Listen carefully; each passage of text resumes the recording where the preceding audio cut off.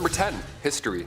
Ruling alongside the pharaoh Akhenaten from 1353 to 1336 BC. Queen Nefertiti, aka the Lady of Grace, aka Hereditary Princess, was born in 1370 BCE. She was born in the Egyptian city of Thebes, and she was only 15 years old when she married the 16-year-old Akhenaten. She worshipped the sun god Aten, and alongside her young husband, she built a new capital city called Amarna, and she also created a new religion, so how's that? She ruled over what's considered the wealthiest period in Egypt history. Nefertiti had 6 children, which were all daughters, which may have had something to do with why we don't know much about her today, but I'll get into that much later on. Number 9. Her death.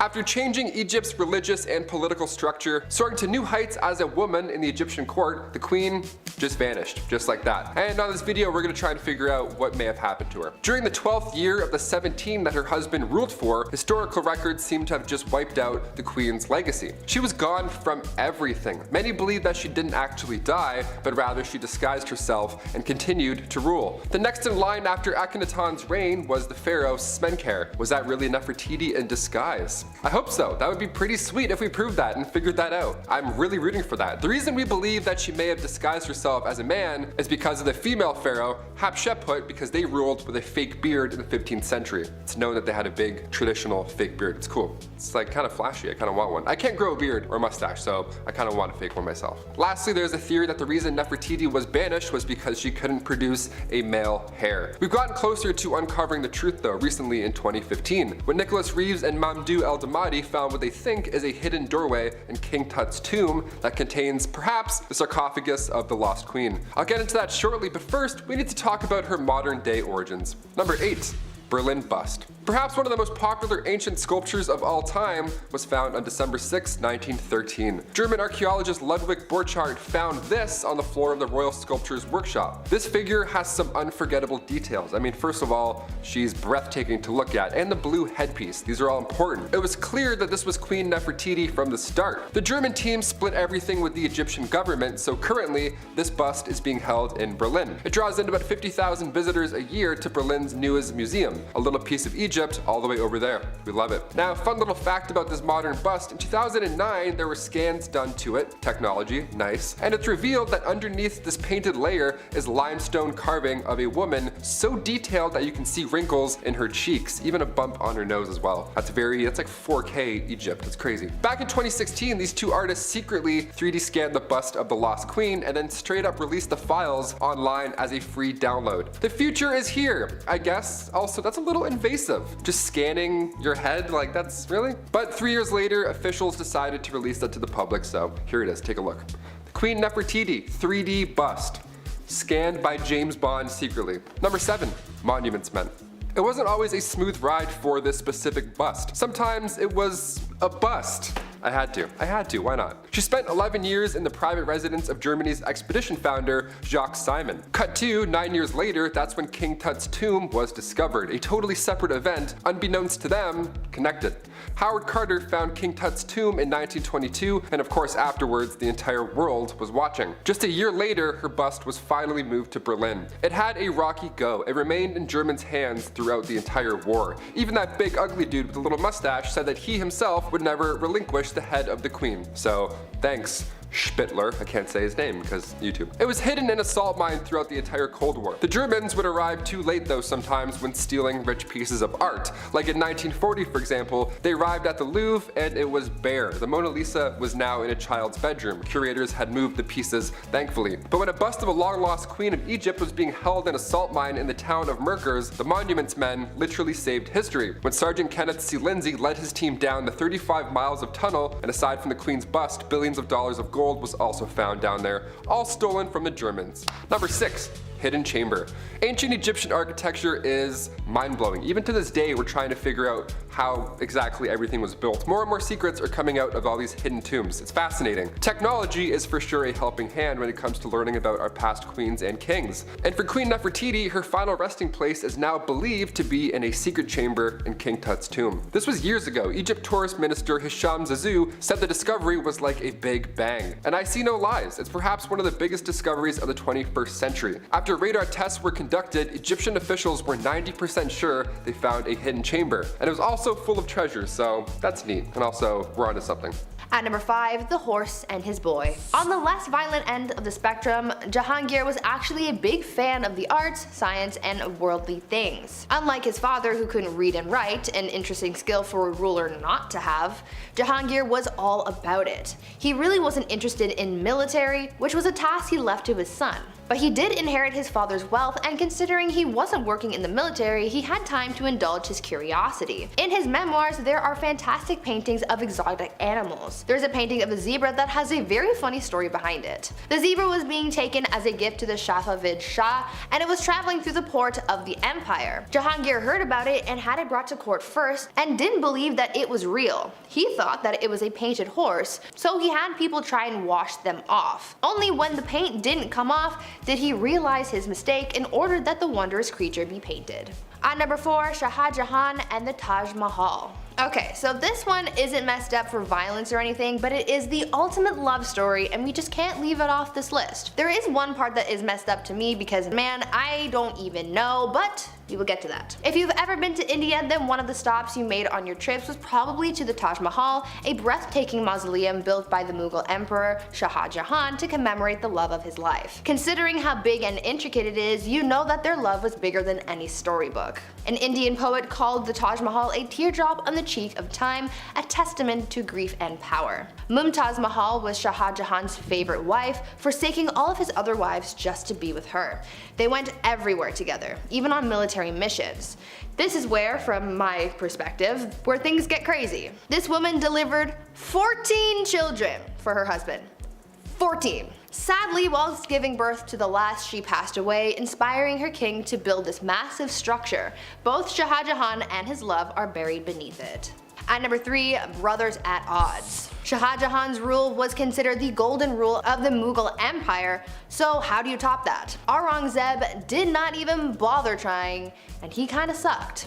He was Shah Jahan's third son, and he was a very military-minded man, showing tactical and strategic military skill and unrivaled determination. Whereas his brother was a man of letters, and no, not the kind from Supernatural. Aurangzeb wanted power, and so in order to secure his rule, he confined his ailing father to his own palace, caused the death of one of his brothers, and had 2 more of his brothers, a son and a nephew, executed. He was literally committing fratricide left, right, and center. But it didn't matter to him because he gained control. His desire to prematurely end the lives of those who stood in his way was described as, quote, a wolf thirsting for the blood of his brothers, end quote.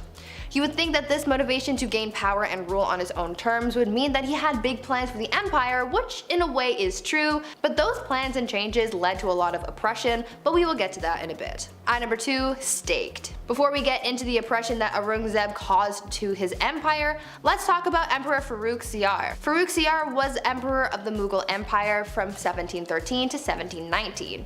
He was described as an incapable ruler who gave his power to all of his advisors. His rule caused many conspiracies and plots to arise within the court.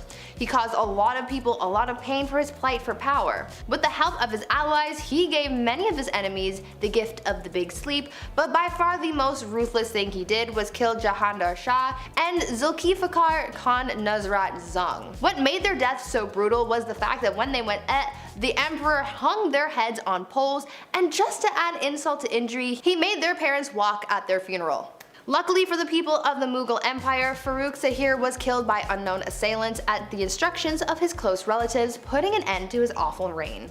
And finally, at number 1, the Great Oppressor. Aurangzeb's rule sort of had 2 chapters to it. At first, Aurangzeb was a capable ruler of a mixed Muslim-Hindu empire who was feared yet respected for his vigor and skill, but around 1680, Aurangzeb's rule changed drastically in both policy and attitude. His once unified people of both Muslims and Hindus broke apart, and people of Hindu faith became subordinates, not colleagues. On top of that, Aurangzeb added some more oppression to the mix and not only destroyed Hindu temples, but he also reimposed the jizya tax on non-Muslims, after the tax was initially banned by Emperor Akbar. For the first 20 years of Aurangzeb's rule, he did not impose a tax, but all of a sudden he started demanding these payments, and historians believe that Hindu uprisings are what caused the emperor to act harshly towards the non-Muslim population. This discrimination caused a revolt to unfold that Aurangzeb's third son supported. Aurangzeb spent his last 50 years taking his aggressions out on the Hindus in the empire, and it's for this reason that he is remembered by many as a tyrant. Number 10. The Young Tsar.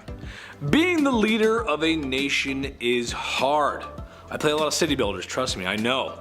Being the leader of a nation whose people have been brutally oppressed by your family's dynasty for 300 years and in general living in very poor conditions, especially compared to the rest of the world, that's hard too.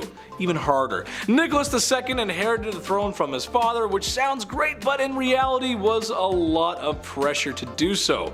As it turns out, Russia was in need of drastic change, and they would get it from the people and a bald man with very pointy facial hair.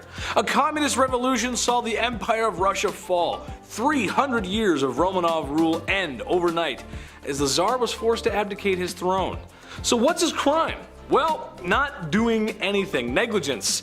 He did so much nothing that people had to do something. Number 9. Nero's steam. We've talked about Emperor Nero quite a lot on this channel, but that's because he's the down bad Roman emperor who puts opulence in Pax Romana. It's hard to pinpoint an exact crime or moment from him, as he's the guy you think about when you think of Roman emperors. However, his crimes against his wife Claudia Octavia are very notable. So when Nero was getting remarried, he had to get rid of Octavia. I mean, you can't have like 40 wives. That's you gotta get rid of her. But how? I mean, how do you get rid of a woman like that? He actually did the whole James Bond villain thing where the victim gets placed into a trap. It's very crude, but theatrical, because remember, theatrics are important. Remember that, folks. Hence, Octavia was banished to an island where shortly after she was locked into a vapor bath, where she suffocated. Naturally, to make himself look better, they made it look like she did it, not him. So yeah, what a great guy. What an absolute hero in that story. Definitely not a villain. Number 8. Afzal Khan. Everyone remembers King Henry VIII for doing what he did to his wives. A Nazi, slap on the wrist, Nazi, don't do that, for shame. However, I would like to offer Afzal Khan as the alternative monster here. He didn't unalive a handful of wives like Henry, no. He actually managed to rack up a count of 63. Yep, you heard me right, 63. First off, I don't know how you have that many wives and or remember names, let alone birthdays and anniversaries. I would not do very well in that situation. Well, what's the reason for all this blood spilling? It's pretty horrible, actually. Simply because he was being invaded, and the guy who was invading him and winning was slightly nicer to women and was going to most likely give them a better life. Jeez, talk about if I can't have it, no one can. God. Number 7. Caligula's wife. I think in a healthy relationship, you ought to put your partner on a pedestal. Maybe your partner is drop dead gorgeous, a promising athlete, or really enjoys building Legos. Nice TIE fighter, babe, way to go. Yeah. Emperor Caligula of Rome liked to put his wife on a pedestal, literally. And while on this pedestal, she was wearing nothing but her birthday suit. Oh boy. Well, all of his friends, politicians, generals got to gawk and stare at her, and in some weird goth power flex, he would oftentimes hold a knife to her and tell her that he could just end her life whenever he wanted because he can do that. Not to mention the guy had a complete narcissist complex, building statues of himself everywhere just so she can like, oh great, there he is again, it's him again. Number 6, Genghis Khan. I bring the man up again because he's responsible for so much loss, so much blood spill, so much pain. Sure, they were effective warriors and archers, but they were brutal, dude, especially him. They took what they wanted when they wanted, and it's said that he was responsible for so many lives lost that it affected the carbon footprint of the planet. Dude, that's insane. That is literally insane. Also to note his treatment of rather mistreatment of women. YouTube won't let me say much, but I can tell you that these ladies were not inviting him into their bedrooms. It wasn't good. As it stands today, because of his bedroom misconduct, his DNA still lives on. 5% of men worldwide share his DNA. Number 5, women's rights.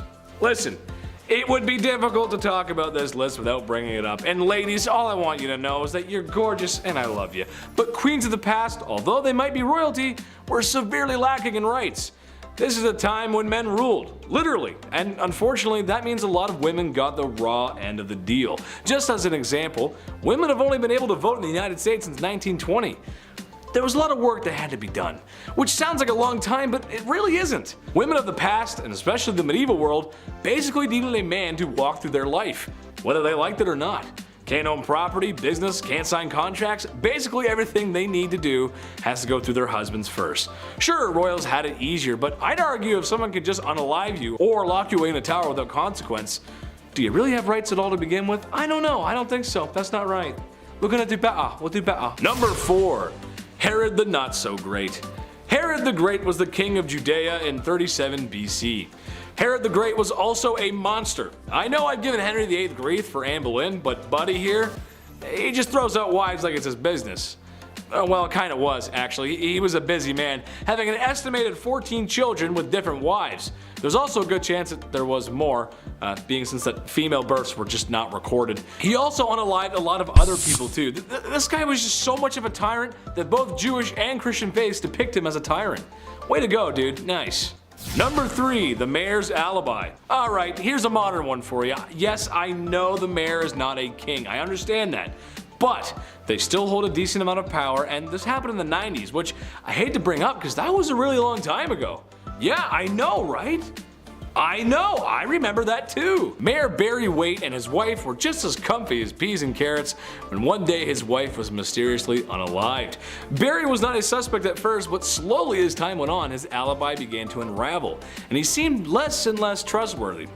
As multiple financial-based scandals were beginning to rear their heads, it later became understood that his wife was going to seek legal aid after learning about Barry's doings, strangling her in a fit of rage. Years later, he was convicted and sentenced to 40 years in prison. So maybe we haven't learned much from our historical past. A man in power in fear of losing it to a woman has removed her from the equation. I guess we'll never change. Number 2, one last ride. King Philip V was down bad. The CEO of Naughty Time. This man liked to get down and to be a certain kind of dirty. He could not get enough of women. He loved them, his wives and mistresses included. Reported to try and get the deed done at least 3 times a day. Now you might be saying to yourself, but Big Ched, what's so wrong with that? Everyone likes a little mooey once in a while. Hey, I hear you. A little toe curling once in a while, it's a great thing, if you catch my drift. But Philip may have enjoyed it just a little too much, as when his beloved wife was on her deathbed, he tried to squeeze in one more D appointment. Your wife is dying and all you can think about is a little afternoon delight? A bouquet of flowers and I love you would have been fine, but who am I to judge? You go ahead. Weirdo. Number 1, the last Tsar. Nicholas II of the Romanovs was the last Tsar of Russia. What did he do to his wife? Well, not much, actually, and that's the issue at hand. It's his inaction that hurt her and the family the most. You see, Russia was an interesting nation in the early 1900s. As most nations were modernizing, Russia was still somewhat stuck in the past. A lack of rights for anyone, no industry, and the monarch was kind of oppressive. Well, Nicholas the Tsar was going to change it. At some point, maybe.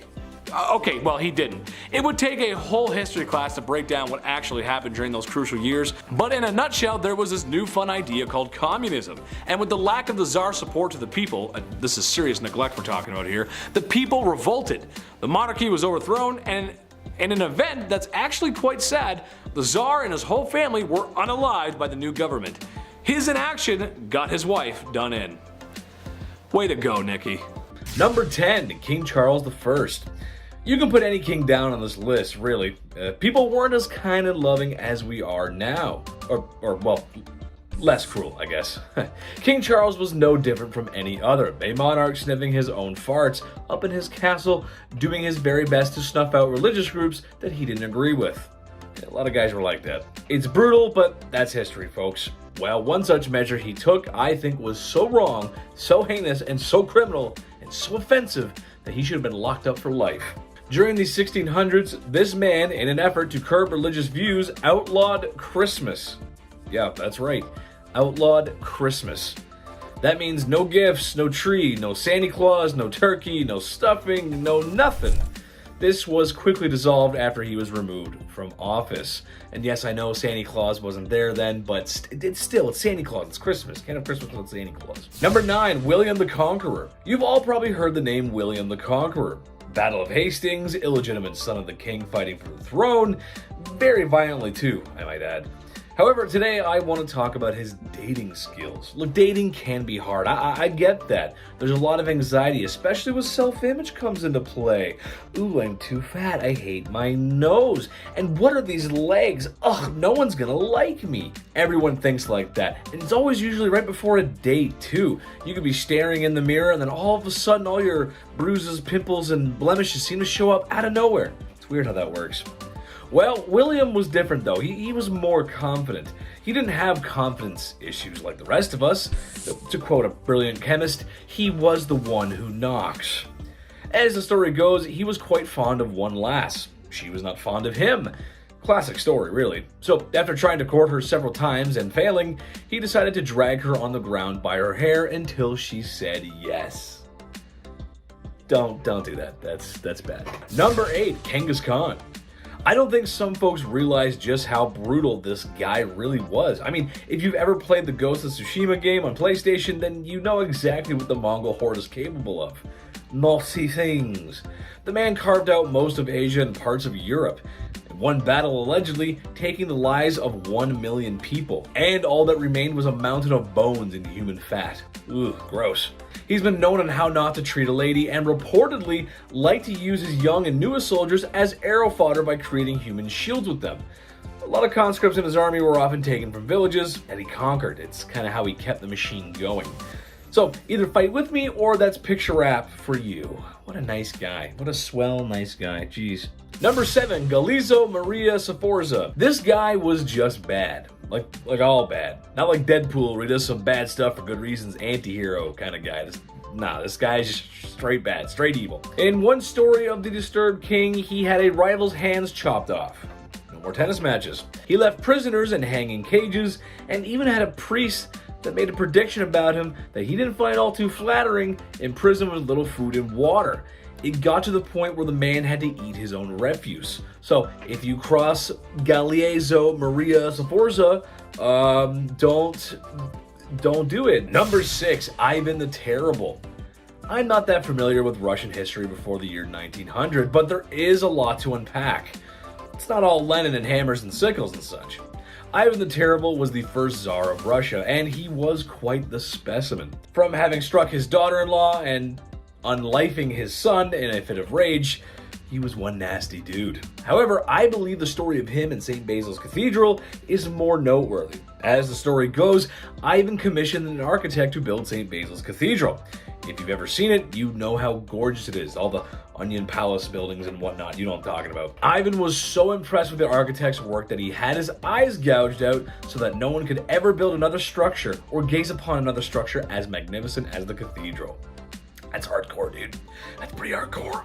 So if you do a bad job, he probably would have got rid of you, and if you do a good job, he'll still get rid of you. Number 5, domestic disturbance. William the Conqueror was one down bad dude. The illegitimate ruler to the throne left a bad taste in some people's mouths, and was just as ruthless in silencing those rebellions that were always uprising against him as he was with the famous battles he was a part of, like the Battle of Hastings. But what I think he should be remembered by is the way he asked Matilda to marry him, or rather the extreme measures he took when she refused his advances because he was an illegitimate leader. William dragged Matilda by the hair out into the middle of the street and beat her until she agreed to marry him.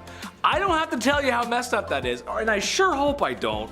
Number 4, Nero Sauna. The Romans were kind of a big deal, especially if you're into history. Large city, culture, and some other structures are still around today. That's kinda cool. But while the city of Rome may have been the best city on earth at the time, Romans themselves could use a little work. Meet Emperor Nero, the vicious leader of Rome who became emperor through ill-gotten gains. However, in what may have been one of the first acts of flexing the male patriarchy, the divorce or forced separation of his wife Claudia Octavia comes to mind. It was a rocky marriage from the start. There was a general dislike from the very beginning, but when Nero remarried, as emperors did, he had Octavia banished to an island, where shortly after she would be suffocated in a hot vapor bath. Her demise was sad for most Romans. Oh yeah, and they tried to make it look like she did herself in. That's messed up, man. Number 3, pedestal. I think in a healthy relationship, you ought to put your partner on a pedestal sometimes. Maybe your partner is drop dead gorgeous, a promising athlete, really enjoys collecting stamps. You go, little rock star, collect those presidential stamps. However, Emperor Caligula of Rome had some other ideas. He would literally put his wife, who he claimed to love, up on a pedestal stark naked and let his friends in the military gawk and glare at her. He would also say to her that he could end her life whenever he wanted and put a knife against her for no reason. Weird flex, but okay. This guy was awful to everyone as he tormented and unalived so many people. Well, you sure wouldn't want to see his face everywhere, as he liked to do just that. Built statues of himself everywhere because after losing your family to his tyranny and looking at his wife, you need to know who's responsible for all this. That's messed up. Number 2, Duzong Duzong Duzong. That wouldn't really be a great fraternity name, would it? Well, the Emperor of Duzong of China would think differently, as when he was in charge, that's pretty much what the royal court looked like. Enough drinking to keep AA in meetings for 100 years, and enough ladies of the evening to... Well, I don't have a joke for this one, but there were a lot of them, trust me. Having massive parties like that and enjoying the company of other women is not how you respect your wife. To make matters worse, it seemed that too much partying may have been a bad thing, who would have thought? As what he made up for in a fun weekend he lacked in governing, as the Mongols were at his front door, or gate rather. Eventually his empire would burn to the ground. All thanks to alcohol, and many women who laid down for their lives, literally. Number 1, side piece. Look, I enjoy the company of a woman just as much as the next king sits on his throne. But in my opinion, once you find a wife, it's time to settle down, relax. No more crazy parties like Duzong. This is another generalization, but every king did this. Every king in the past has had mistresses, as if that is a totally okay thing to do to your wife and oftentimes the queen of your kingdom.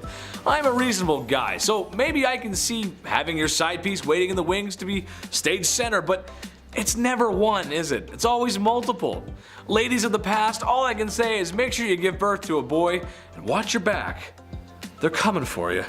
At number 10, some background. The Mughal Dynasty in India was founded by Babur, a descendant of the one, the only, Genghis Khan and Tamerlane. After he defeated a sultan of Delhi named Ibrahim Lodi in 1526, Babur was the first step in the Mughal dynasty that would last for over 3 centuries. To say that the empire was immense is an understatement. The empire ruled over 103 million people, probably even more. The Mughals were rooted in Muslim beliefs and were noted for their well-organized government and cultural sophistication. Many of the rulers tried to integrate the Hindus and Muslims under one state, but as we will find out from this list, it was not an easy thing to do, which ended up causing a lot of strife. Many rulers of the empire flip-flopped back and forth between being merciful and tyrannical towards the Hindus, adding to centuries of oppression. At number 9, blinded. Humayun was set to inherit the throne from his father, much to the jealousy of his brothers.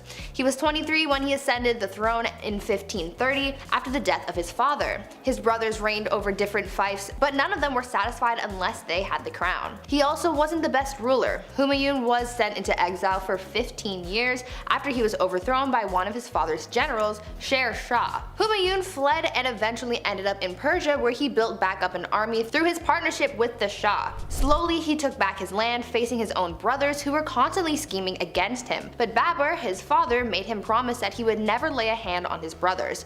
But his brother Kamran continued to threaten him, and one instance while defending a fort turned on the innocents trapped inside and took their lives viciously. Kamran, not a good dude. Something needed to be done. He eventually catches his scheming brothers, blinds his brother Kamran, and chains his brother Askari. A little messed up, but like, you know, not bad for war. Before I carry on with the rest of the video, make sure you guys are subscribed to the channel and maybe consider leaving a like on this video if you're enjoying it so far.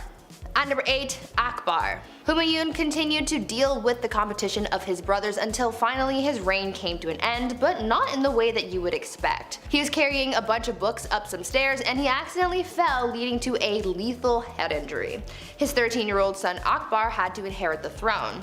Akbar would later become known as the Great, but that doesn't mean that he didn't do some questionable things. Where his father failed to conquer, Akbar swept through. But just like his father, he encountered jealousy and dangerous ambition in the dark corners of his reign. In Delhi, an attempt to assassinate him was made, the bowman nearly missing him. Who was behind it? The slave of a nobleman who recently tried to start a rebellion. But the plot thickens. Akbar's foster brother's mother had further designs to establish power for herself through her son, Adam Khan. Khan actually ended up taking the life of Akbar's foster father, which led to Akbar throwing him down the stairs and therefore killing him. The mother died 40 days later due to grief. Grief over her son or the loss of power? Who knows? At number 7, Jahangir. So this guy was super impatient to become the ruler and was getting tired of Daddy Akbar taking his time. So he revolted. Damn, this court honestly was just rife with rebellion. They never got tired of it. In 1599, while his father was otherwise engaged and away from the palace, Prince Salim led a revolt.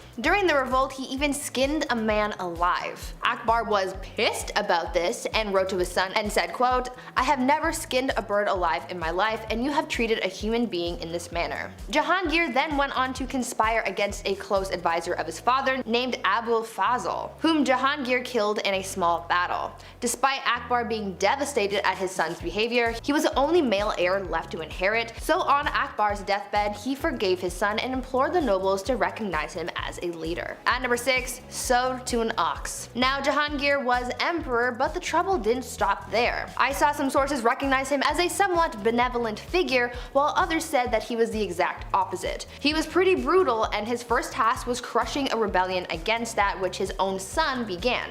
Apple, not far from the tree. He was traveling to Lahore when he came across two nobles who were sympathetic to his son's cause, so he decided to punish them in a very peculiar and violent way. He ordered that one be sewed to the skin of an ass and the other to an ox. Now that is messed up. When he got to Lahore to face the rebels, he crushed them and blinded his own son as punishment.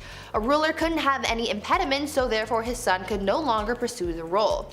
Then he hung his son's followers outside of Taxali Gate. Yeah, so even within the confines of war, this guy had some pretty messed up ideas. In our number 5 spot today we have Nero. For this one we are going to be taking it all the way back to the age of the Roman Empire. When we think back to these times, they weren't necessarily the most kind, peaceful times, but there certainly are some characters that stand out as being particularly brutal, and one of those is Nero. Throughout his reign, he wreaked havoc on the Roman Empire. He burned cities, he killed thousands of people, including every member of his own family, and I mean, we know the inventive execution methods of the past, so you can probably guess at just how brutal all of these were. Most Roman sources give us an almost completely negative review of him in reference to both his personality as well as his reign as a leader. He was called compulsive and corrupt, and it is believed that he is actually to blame for the great fire that burned Rome, but instead he used the Christians as a scapegoat so that they would receive punishments rather than him. In the end, after being declared a public enemy by the Roman Senate and realizing that the rebellion would be lost, he ended up taking his own life at the age of 30. In our number 4 spot today we have Pol Pot. Pol Pot was the leader of the Cambodian revolutionary group called the Khmer Rouge, and this group, with him at the forefront, went on to try and destroy the Cambodian civilization. This wasn't necessarily how the group started out, but once Paul and others who shared his ideals came to lead it, things quickly became very dark. He is likely one of the only people who ordered a mass genocide in his own country. The reasoning behind all of this is because he believed that destroying the civilization was the best way to start a new regime and bring in a new age. He ended up serving as the prime minister from 1976 until 1979, during which his policies led to the deaths of around 2 million people, which is horrifying. That was about 25% of the entire population. He even liked to keep the skulls of those he had killed. Just gonna say, it seems as though politics was the mask for someone who just really wanted to kill people. There are so many horrific details surrounding him and the things he did,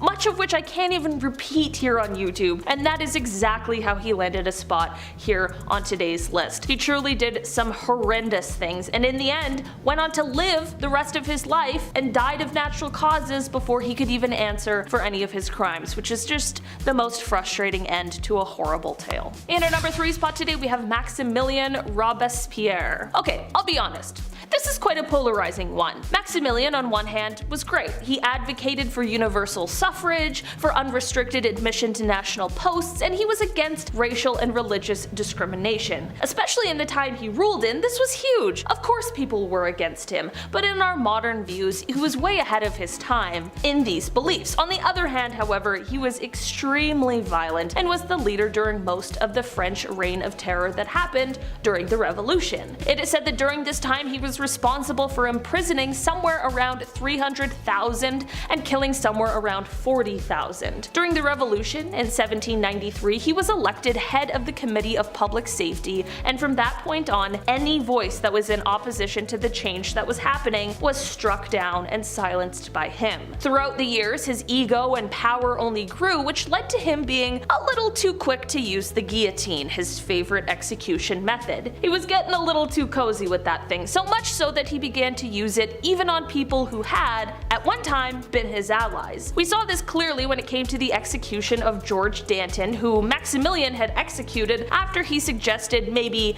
chilling out on the whole reign of terror thing. In the end, people caught on to this tendency for violence and horrible punishments, which definitely lost some of his public support, and this was only exacerbated when it was realized that he now had beliefs that directly contradicted those he had earlier, like when he tried to create a national religion called the Cult of the Supreme Being. By the time 1794 came around, he was overthrown, and later that year he found himself being executed by, you guessed it, the guillotine. Not good. No thanks. In our number 2 spot today we have Vlad Tepes. Often referred to as Vlad the Impaler, he was the ruler of Wallachia 3 times between 1448 until his death in 1476. He is often regarded as one of the most important rulers in Wallachian history, and to many he is a hero, and this is not to disregard that. But you don't get a nickname like the Impaler by being a passive, peaceful guy. Vlad was known for his brutality and his love of impaling people, but it is also said that everyone's favorite vampire, Dracula, was modeled after him. This is because it is rumored that Vlad liked to dip his bread in the blood of his enemies before eating it. I prefer a little olive oil and balsamic vinegar with mine, but hey, to each his own, I guess. Vlad is known for his intimidation tactics, which included having bodies of those he had killed lined up outside of the city so that any enemies approaching would know what fate they had coming. Like I mentioned before, many regard Vlad as a hero.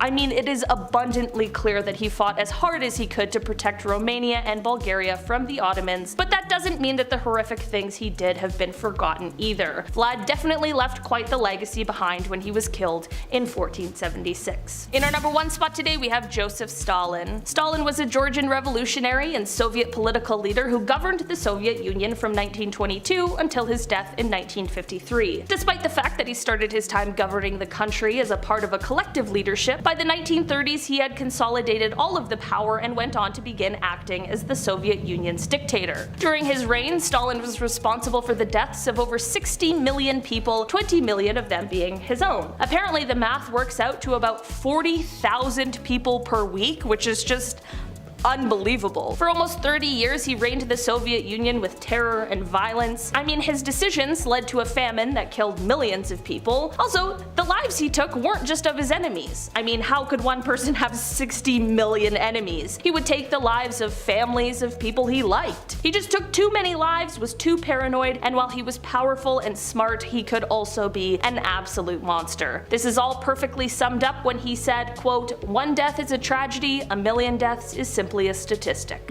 Number 10. What's yours is mine. Maintaining a dynasty and trying to rule over a people is hard. Many people have done it in the past, but if you notice, there isn't that many kingdoms left. So, it's no surprise that in Egypt, one of the largest and most successful civilizations of the ancient world and of all time, had some political strife. Berenice III had lost her husband Ptolemy, and she was doing her best to maintain power. In some serious Alabama energy, Ptolemy XI was made king, a stepson and half-brother. Ooh, the man wanted it all to himself, and can you blame him? I mean, look at the pyramids. Nice, I'd want him too. He promptly unalived his new queen because power moves. Some people didn't like this, and in some form of poetic justice, he was unalived by the people. What's the lesson in this one? Maybe that you can't trust your strange, closely knit inbred family members? I'm not sure, honestly, but it's just messed up. Number 9, Double Trouble. This one isn't exactly about a king removing a queen like his wife, but it is about kings ceasing the life of their queen, more specifically their mother. Clyricus and Oxythris were the sons of Amistris, a woman handed off in marriage by the mad lad Macedonian himself, Alexander the Great. Well, like a lot of ye olde history, there was some power struggles. A power vacuum had been created in the death of Dionysus. You'd think that wouldn't happen over and over again, but you'll find that a lot in history. The power struggle was solved, and eventually Amistris retired and remarried. Named a town after herself. Things were okay for Amistris. Things were good.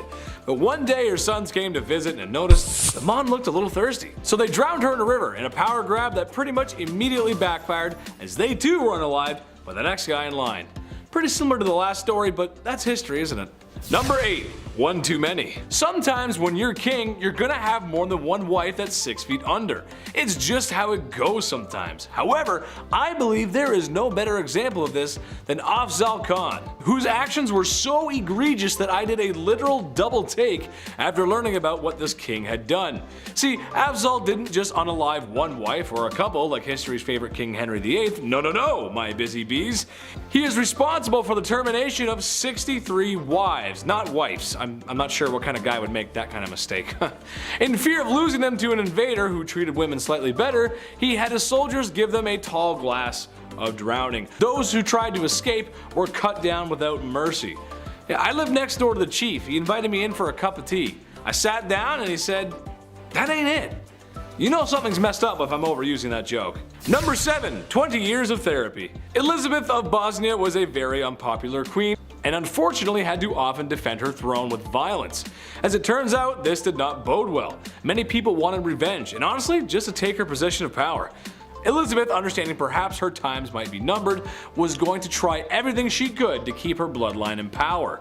The passing of her king husband only made things worse. In her attempts to escape the impending doom, she was captured and imprisoned by her new owners. She was eventually released. Oh, did I say released? I meant as punishment she was strangled in front of her daughter.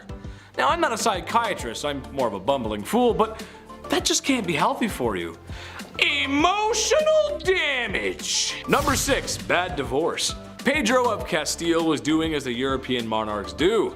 Sometimes you gotta marry for alliances. Sure, it makes sense. Your kingdom is much less likely to get steamrolled by a larger kingdom if you have an alliance with a fellow kingdom or with a bigger one itself. Pedro of Castile, he married a young Blanche of Bourbon so France and Spain could just seem just a wee bit more snug. But Pedro just wasn't having it. What he was having instead was a mistress named Maria. So instead of enduring a loveless marriage, he had poor Blanche locked away in a tower, just like Sleeping Beauty, except a handsome prince wasn't coming to rescue this damsel in distress, but a man with a black hood and a sharpened axe, as Pedro had her unalived. I was gonna make a joke about Rapunzel and let down some hair so she could make an escape, but I mean, that's just awful, really. I mean, imagine being locked up in a tower for a long time. Sure, I love the indoors, but you gotta let me out at some point, Chief. Do you think I can get a food delivery app up in that tower? Maybe. Number 5. Louis XIV, King of France, the Sun King, the God-given. Ruling from 1638 to 1715, Louis XIV was well known for his love of art, which was apparent in the royal palace of Versailles he created, his love of women for his multiple wives and many more mistresses, and the comparison of himself to God, even taking up the sun as his symbol, being representative of Apollo, the sun god, and the literal reason we're all alive. A good symbol, honestly. The Palace of Versailles was used to host comedies, operas, and tragedies, and spectacular parties. His suite in the palace was made up of 3 apartments all for himself. The palace was big enough to hold his entire court so that none of them could really plot against him without him knowing. It also contained the Hall of Mirrors, which was a 71-meter long room with 357 mirrors around 17 arches opposite the massive windows. Unlike most other kings on this list, Louis XIV was a fantastic ruler. He was an incredibly lavish one though, which equals spoiled in my mind. Number 4. Ivan the Terrible. Ivan Tsar was a great military leader, pretty much setting up the Russian Empire. A great leader with an absolutely terrible temper. His rage-filled outbursts just got worse and worse over the years of his rule from 1530 to 1584. One of these incidents even ending in the stab-filled demise of his own son. He had a special force called the Oprachina who eliminated anybody he felt threatened him, and he led this force to Novgorod in 1572, resulting in the massacre of Novgorod, which gets him a firm place as one of the cruelest of Russian rulers. There is the even more popular story of him making that peculiar looking castle in Moscow, and then dispatching the man who designed it so no one else could have one. He is one of the most cruel, paranoid, bad-tempered, and greedy rulers in not just Russian history, but history in general. Literally terrible. Number 3. Nero. Another Roman emperor who was effectively insane. Seems to be like a trend. Best known for his spicy parties, political delifings, persecution of Christians, and love for music that led to the rumor that Nero played the fiddle while Rome burned during the Great Fire of 64 AD. Nero first became emperor at 17, and the first little bit of his rule saw him be responsible for the demise of multiple people, including his mother and his newest wife Poppaea, in a casual outburst of rage. He was quite the artist, singing and performing and encouraging others to take lessons, and he held sport events all the time, even taking part himself. Remember that fire I talked about? Well, some people believe he may have started it himself in order to make a bigger palace.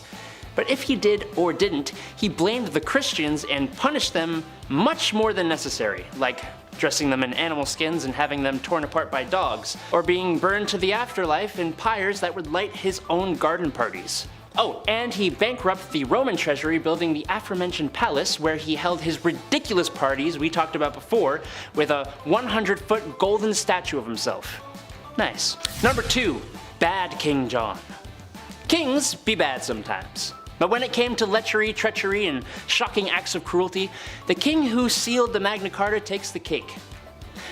According to the historians at least. While known for the Magna Carta, he is also well known as the king involved in the stories of Robin Hood. But these being fairy tales, was he really that bad? No, he was much, much, much worse. During the time that he ruled, most nobles who were captured in war were kept in not so bad confinement. John said no though. Like when he captured his own nephew, who miraculously disappeared, and about 22 knights who were sent to a castle to starve to the afterlife, to stop their families from continuing to fight. He did the same thing to the wife and son of his former friend. If that weren't bad enough, when his brother, who was king at the time, was taken prisoner, he tried to seize the throne, and he is famous for forcing himself on the wives and daughters of his own barons. As you may remember from Robin Hood, there was a monetary aspect to his horribleness as well. The taxes and fines he levied were to the point of extortion. I talked to Andrew, who talked to the chief, and he said, King John ain't it. Number 1. Henry VIII. Here we are, the main man himself. We've talked about him before, and how could we not? He's arguably one of the most infamous English kings. Historians have described him as obsessive, syphilitic, and a self-indulgent wife delifer and tyrant. These historians probably leave the best Google reviews. It's not just his whole multiple wives to find a male heir situation that makes him spoiled. Well, kind of it is.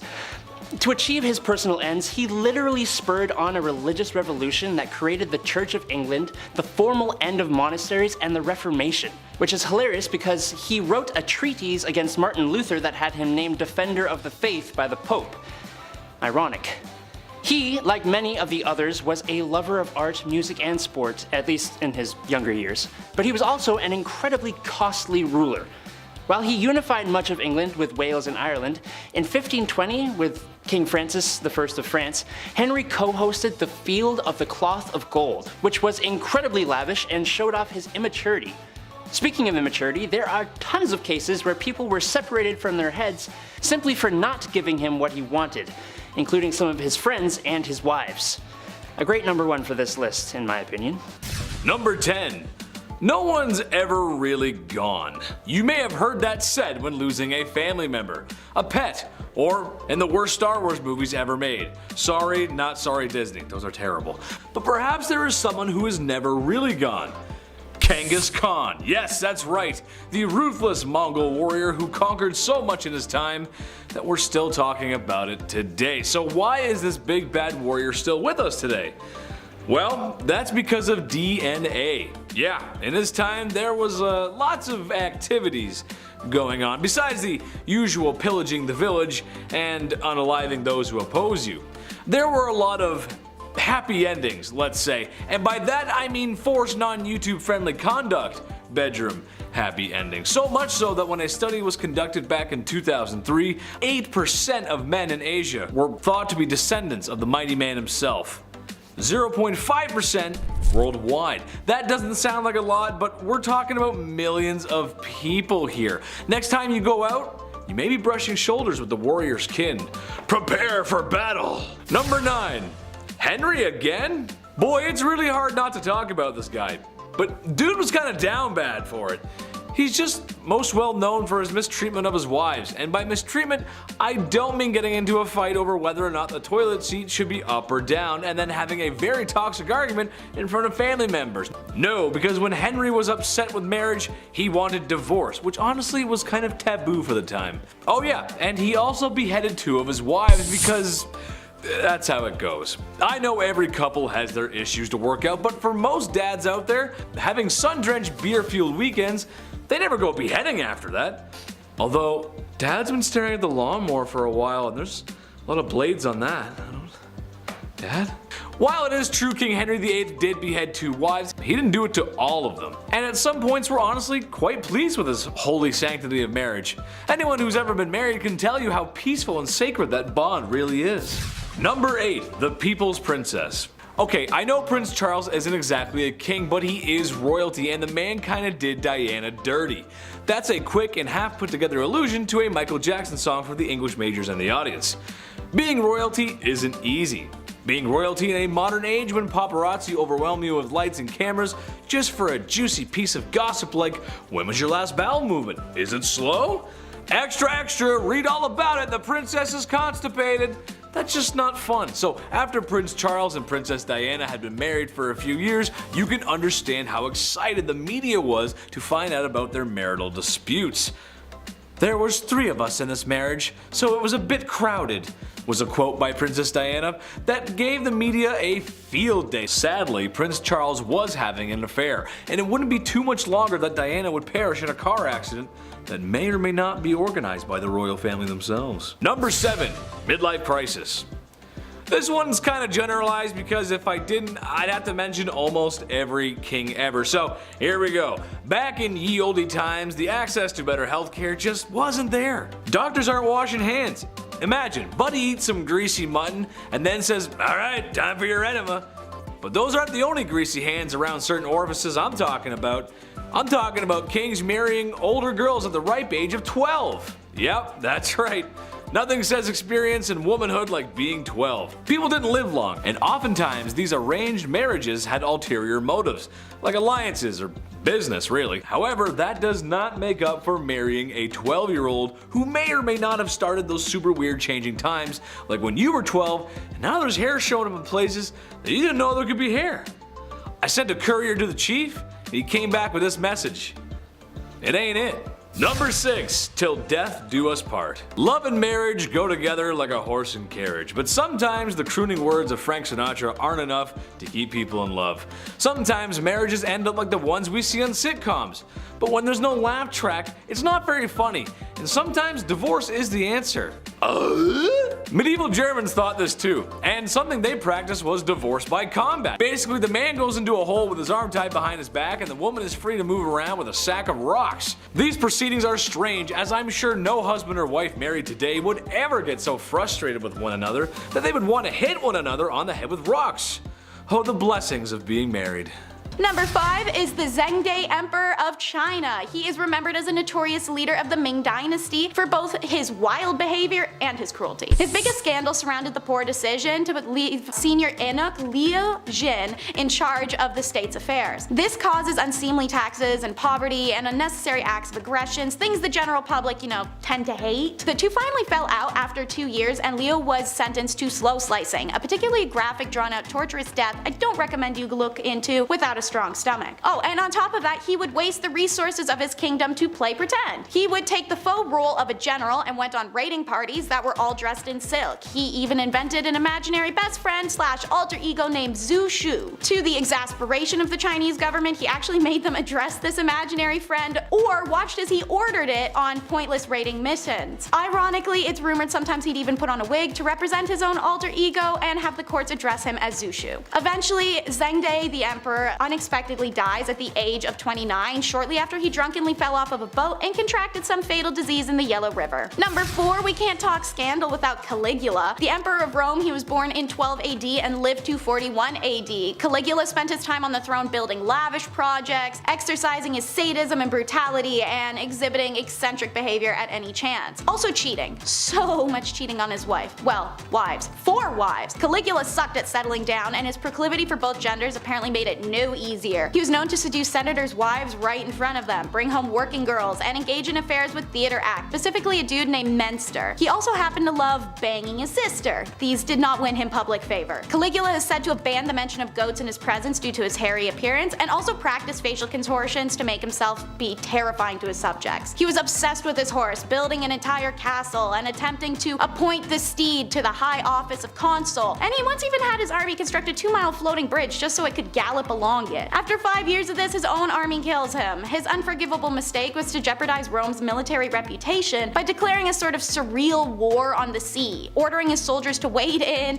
slash at the waves with their swords and spears, and carry chests full of seashells away as spoils of a victory over the god Neptune. Number 3 is Emperor Zhejiang of China. He's actually the cousin of the previously mentioned Zhengde Emperor, a family that scandals together stays together. And man, did this guy have some ideas. From dabbling in Taoism, he became obsessed with the legendary elixir of immortality and believed that collecting the menstrual blood of female virgins and using it to make a substance called red lead would give him powers that would enable him to live forever. Over 20 of these poor concubines were held directly for this purpose, as well as for his exploitations. They were only fed mulberry leaves and rainwater to keep them pure and faced harsh living situations. In 1542, 16 of these concubines emotionally broke and planned a coup. They were seconds from success had one of the conspirators not panicked and backed out, running to snitch to the empress. The emperor was unconscious for over 24 hours, and so the empress decided to deal out the punishments on her own and gave the 16 girls the terrible death sentence of slow slicing. Also, their family members beheaded and others taken into forced servitude. One of the concubines she'd sentenced, however, was the emperor's favorite, so when a fire broke out a couple years later in their temple, he actually let his wife perish in order she not be saved. Apparently, she'd always been too old for his perverted taste. The emperor died in 1567 at the age of 59. It's been widely speculated he succumbed to the toxic mercury contained in the elixirs of immortality that he had been ingesting over his lifetime. Number 2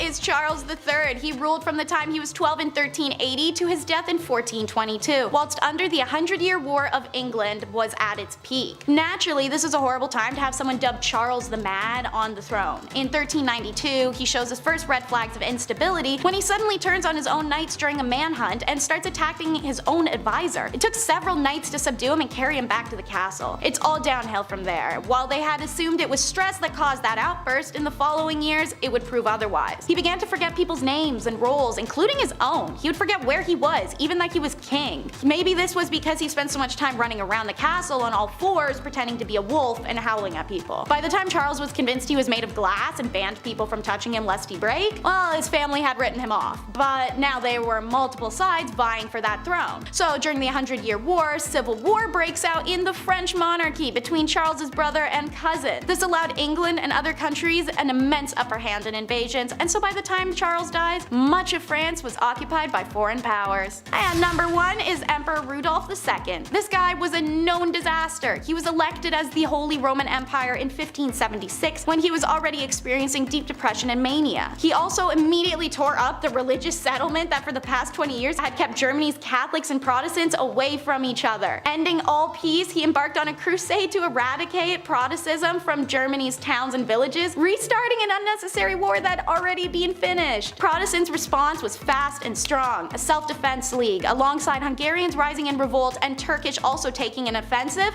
Rudolf ran his up to Prague Castle and hid, refusing to speak to anyone. This scandal has the Habsburgs replace Rudolf with his brother Matthias, who undoes all the damage by restoring religious peace to Germany and signing treaties with the Turkish and Hungarians. Rudolf has a tantrum over this and starts the Turkish War again. So the Bohemians appeal to Matthias again for help, and in 1611 Rudolf was forced to hand power over to his brother once and for all. He died a year later, only after laying the foundation for the disastrous 30 years of war that would tear Europe apart within 6 years of his death. But kicking off the list at number 10, must love licorice. Okay, we'll start off a little tame. Napoleon Bonaparte, the famous French emperor, the famous military leader from the 1800s. Napoleon Bonaparte was responsible for conquering a large part of Europe. Bet you didn't know he was obsessed with licorice though. Way too much. He would eat this all day, every day. Ugh, it feels gross. Look, as somebody who can't stand licorice, I already feel bad for Josephine. Licorice breath at any time of the day coming your way? No thank you. I'll hard pass. Napoleon carried licorice around with him at all times. This guy ate so much of it, his teeth became stained. They turned black. Oh yeah, I forgot to mention, it's black licorice too. Not the strawberry pull and peels, those are great. I'm talking about 1800s black licorice. It would come in lozenges. If somebody offered me a lozenge and it was black licorice, I'd call the police. Smack it out of their hands. Number 9, George IV. When it was time for King George III to pass on the crown, of course, next in line, heir to the throne, is his eldest son, also named George. What if you became king in 1820? Would you be noble? Would you do monologues in the sunset as you enriched your homeland? Kings like to do that a lot with their, if I had the hair still. Or would you do what King George IV did and make horrible financial decisions every single day? The guy would just party all day as well. He would gamble every day, he would buy expensive stuff that he did not need, and on top of that, he would never do any of his royal duties. Guy wouldn't do his job. His father had to step in, classic. He figured the only way to settle all these new debts set in motion by George IV, in order to clear those up, George now has to marry his cousin, Caroline of Brunswick. The arranged marriage happened April 8th, 1795, and what was supposed to be a happy day for all was a nightmare for all included. They hated each other as soon as they met. I mean, obviously, he was a fool. George got heavily intoxicated for the wedding. He was just hammered the entire time. And then 9 months later, almost to the day, they had a child. And then right after that happened, they went their separate ways. So yeah, horribly unhealthy relationship. Once George became king in 1820, he then tried to divorce her. Like, what a fool. Just let it go. Let it all go. Let her go. Number 8, Filippo Maria Visconti. The Duke of Milan during the 14th century was at first Gian Maria Visconti, but after he was taken out, his brother, Filippo Maria Visconti, had to step up to the bat. As a ruler, Filippo was better. His brother had been cruel previously, hence the untimely departure. So this was a good move at first, so we thought. Now Filippo had to take over come 1412. Filippo was better than his brother on paper. He helped reorganize government finances. He got the silk industry up and running, which we love that. He ended up passing away of natural causes down the road, which is, nothing like his brother. But while he was in power, he never showed his face to anybody, not even people close to him. He hid in his palace most of the time, and it was odd because he thought that he was ugly. That's why he hid his face. Kind of sad, right? Filippo hid his face, and maybe you feel bad for him now, right? Just a little bit. He died of natural causes and he was alone all that time. Yeah, don't feel bad for him. This guy was horrible. He was jealous of his wife Beatrice Lascaris de Tenda because she was twice his age, twice as smart, and twice as powerful. So Filippo had her taken out in a courtyard publicly September 13th, 1418. Yeah, he accused her of adultery just cause he could, and he had some suspicions in his dark room by himself hiding his face. History is ugly, and sometimes it's literally ugly as well. Number 7, George I. King George I, couple of Georges on this list, okay? Long before his British ruling days, George was in Germany. He was actually the elector there, and he'd been married before around 1682. Originally, he married Sophia Dorothea of Seal, but the entire time they were married, it was horrible. George would straight up bring other women home because he just felt like he could. Like he literally argued that he could, given his role. He's like, oh, I could have these women and we could do all this in front of you. Of course, I'm this person of this. Like, no, you're a fool. You're a jerk, really. really. He would have numerous mistresses and he would purposely flaunt them. So Sophia thought, okay, if you can have numerous side hustles going on, I'll move on myself. So she began seeing a Swedish count. Okay. She began seeing Philip Christoph von Königsmark. Now when George inevitably found out, he was violent at this point. He was upset, he divorced Sophia and then imprisoned her. Yeah, when he became king of Britain later on in 1714, she didn't come with him. Yeah, it's not just horrible with Sophia either. The Duke had also been taken out, sadly. His love for Sophia ended up getting him killed. What a mess. All these Georges are so messy, the worst. If your name's George, don't be a mess. Just be nice. Hit that thumbs up if you're a George. Change the game. Change the stats up. Number 6, heir to the throne. Okay, I kicked out this list roasting Napoleon and his licorice choices, but of course, he's done much worse things than have bad breath and stained teeth. Napoleon's marriage to Josephine was first fueled by love and friendship, but things quickly changed. Marie Josephine Rosé Tacher de la Pagerie was born in 1763. She had 2 children with her first husband, but that marriage was also not a happy time. They separated, and Josephine met Napoleon in 1795. Napoleon at this point was married at the time, and they had an affair, and they were deeply in love, like actually in love, and Napoleon proposed to Josephine in 1796, and they married later that year. 2 days after their wedding, Napoleon led the French army in Italy, and while he was gone, both of them ended up having affairs. So many affairs in this. Like, does love even exist? What the hell? 1804, Napoleon crowned himself and then crowned Josephine, proclaiming her empress. A few years passed, and after finding out Josephine couldn't bear any more children, Napoleon made a list of possible and eligible princesses. Just a list, and just left it out. Like, how awful is that? In November 1809, Josephine agreed to the divorce, and come 1821, Napoleon Bonaparte's final word on his deathbed was Josephine. Yeah, a little darker than licorice, just a tad. Number 5, original plans. Another theory that surrounds the queen is that King Tut's chamber was actually meant for her. Yeah, listen to this. The former antiquities minister doesn't believe this. He strongly stands by his belief that the lost queen was one of the female mummies found in the Valley of the Kings. What's compelling here though is that King Tut passed away at age 19, so many believe his own burial chamber hadn't even been built yet, or finished at least. So instead, they used hers. But a radar survey around the tomb in the Valley of the Kings shows us this hidden chamber behind the north wall of the burial chamber. It's been said before that King Tut's chamber was way too small and there must be more. His stepmom being buried in the same tomb, well, that's certainly a start. We're onto something. Number 4, tomb alignment. Nobody knows angles like ancient Egyptians. The way they built the pyramids, I mean, they still stand today confidently. We're trying to figure out just how they made the pyramids in the first place. Meanwhile, there's a team inside the pyramids trying to figure out who is even buried in the walls. It's a whole fascinating mystery. Using ground penetrating radar, researchers were able to find this corridor, this log opening in the bedrock at the exact same depth of King Tut's chamber. And on top of that, these openings are facing the same direction. Tomb KV62 and this new chamber have the same orientation, so of course we're going to believe that they're connected. Because unconnected tombs don't often align, or don't ever align really, so that's also a sign. We're getting close. Let's just give me a shovel. I'll get in there. I'll help out. Be so gentle with everything. I'll feather things off. I've seen National Treasure. Number 3, brief ruling. The queen was the stepmother of King Tut. Her daughter was married to King Tut, so there's a handful of Egyptologists that believe that right before King Tut's ruling in the 14th century, there was this really small window where Nefertiti ruled as pharaoh. There's also a great deal of historians that believe Nefertiti was no ruler to her husband, King Akhenaten, but we don't have enough evidence quite yet to really know what happened. Hence why we're doing a mystery video on the long lost queen. Now we get it. The reason we're adamant on finding everything we can is because she literally changed Egyptian religion. Number 2, her family. The queen's name translates to a beautiful woman has come, and given the fact that we still don't know her parentage, we have to use our national treasure brains here. A beautiful woman has come. Come from where? Well, early Egyptologists believe that Queen Nefertiti came from Syria. Back then, it was Mitanni. Her family roots are still debatable, but there's reason to believe that Nefertiti was actually Egyptian born. In fact, many believe she's related to King Akhenaten. We don't really know. The lost queen did have children of her own. She had 6 daughters, like I mentioned before, 2 of which became queens of Egypt. She may have also been the daughter of A, who at the time was an advisor for the king and ended up becoming pharaoh after King Tut's death in 1323. So we have no idea, but we're getting so close. I feel like we're like years away from finding everything we need to know, but also although this last point is pretty interesting. Number 1.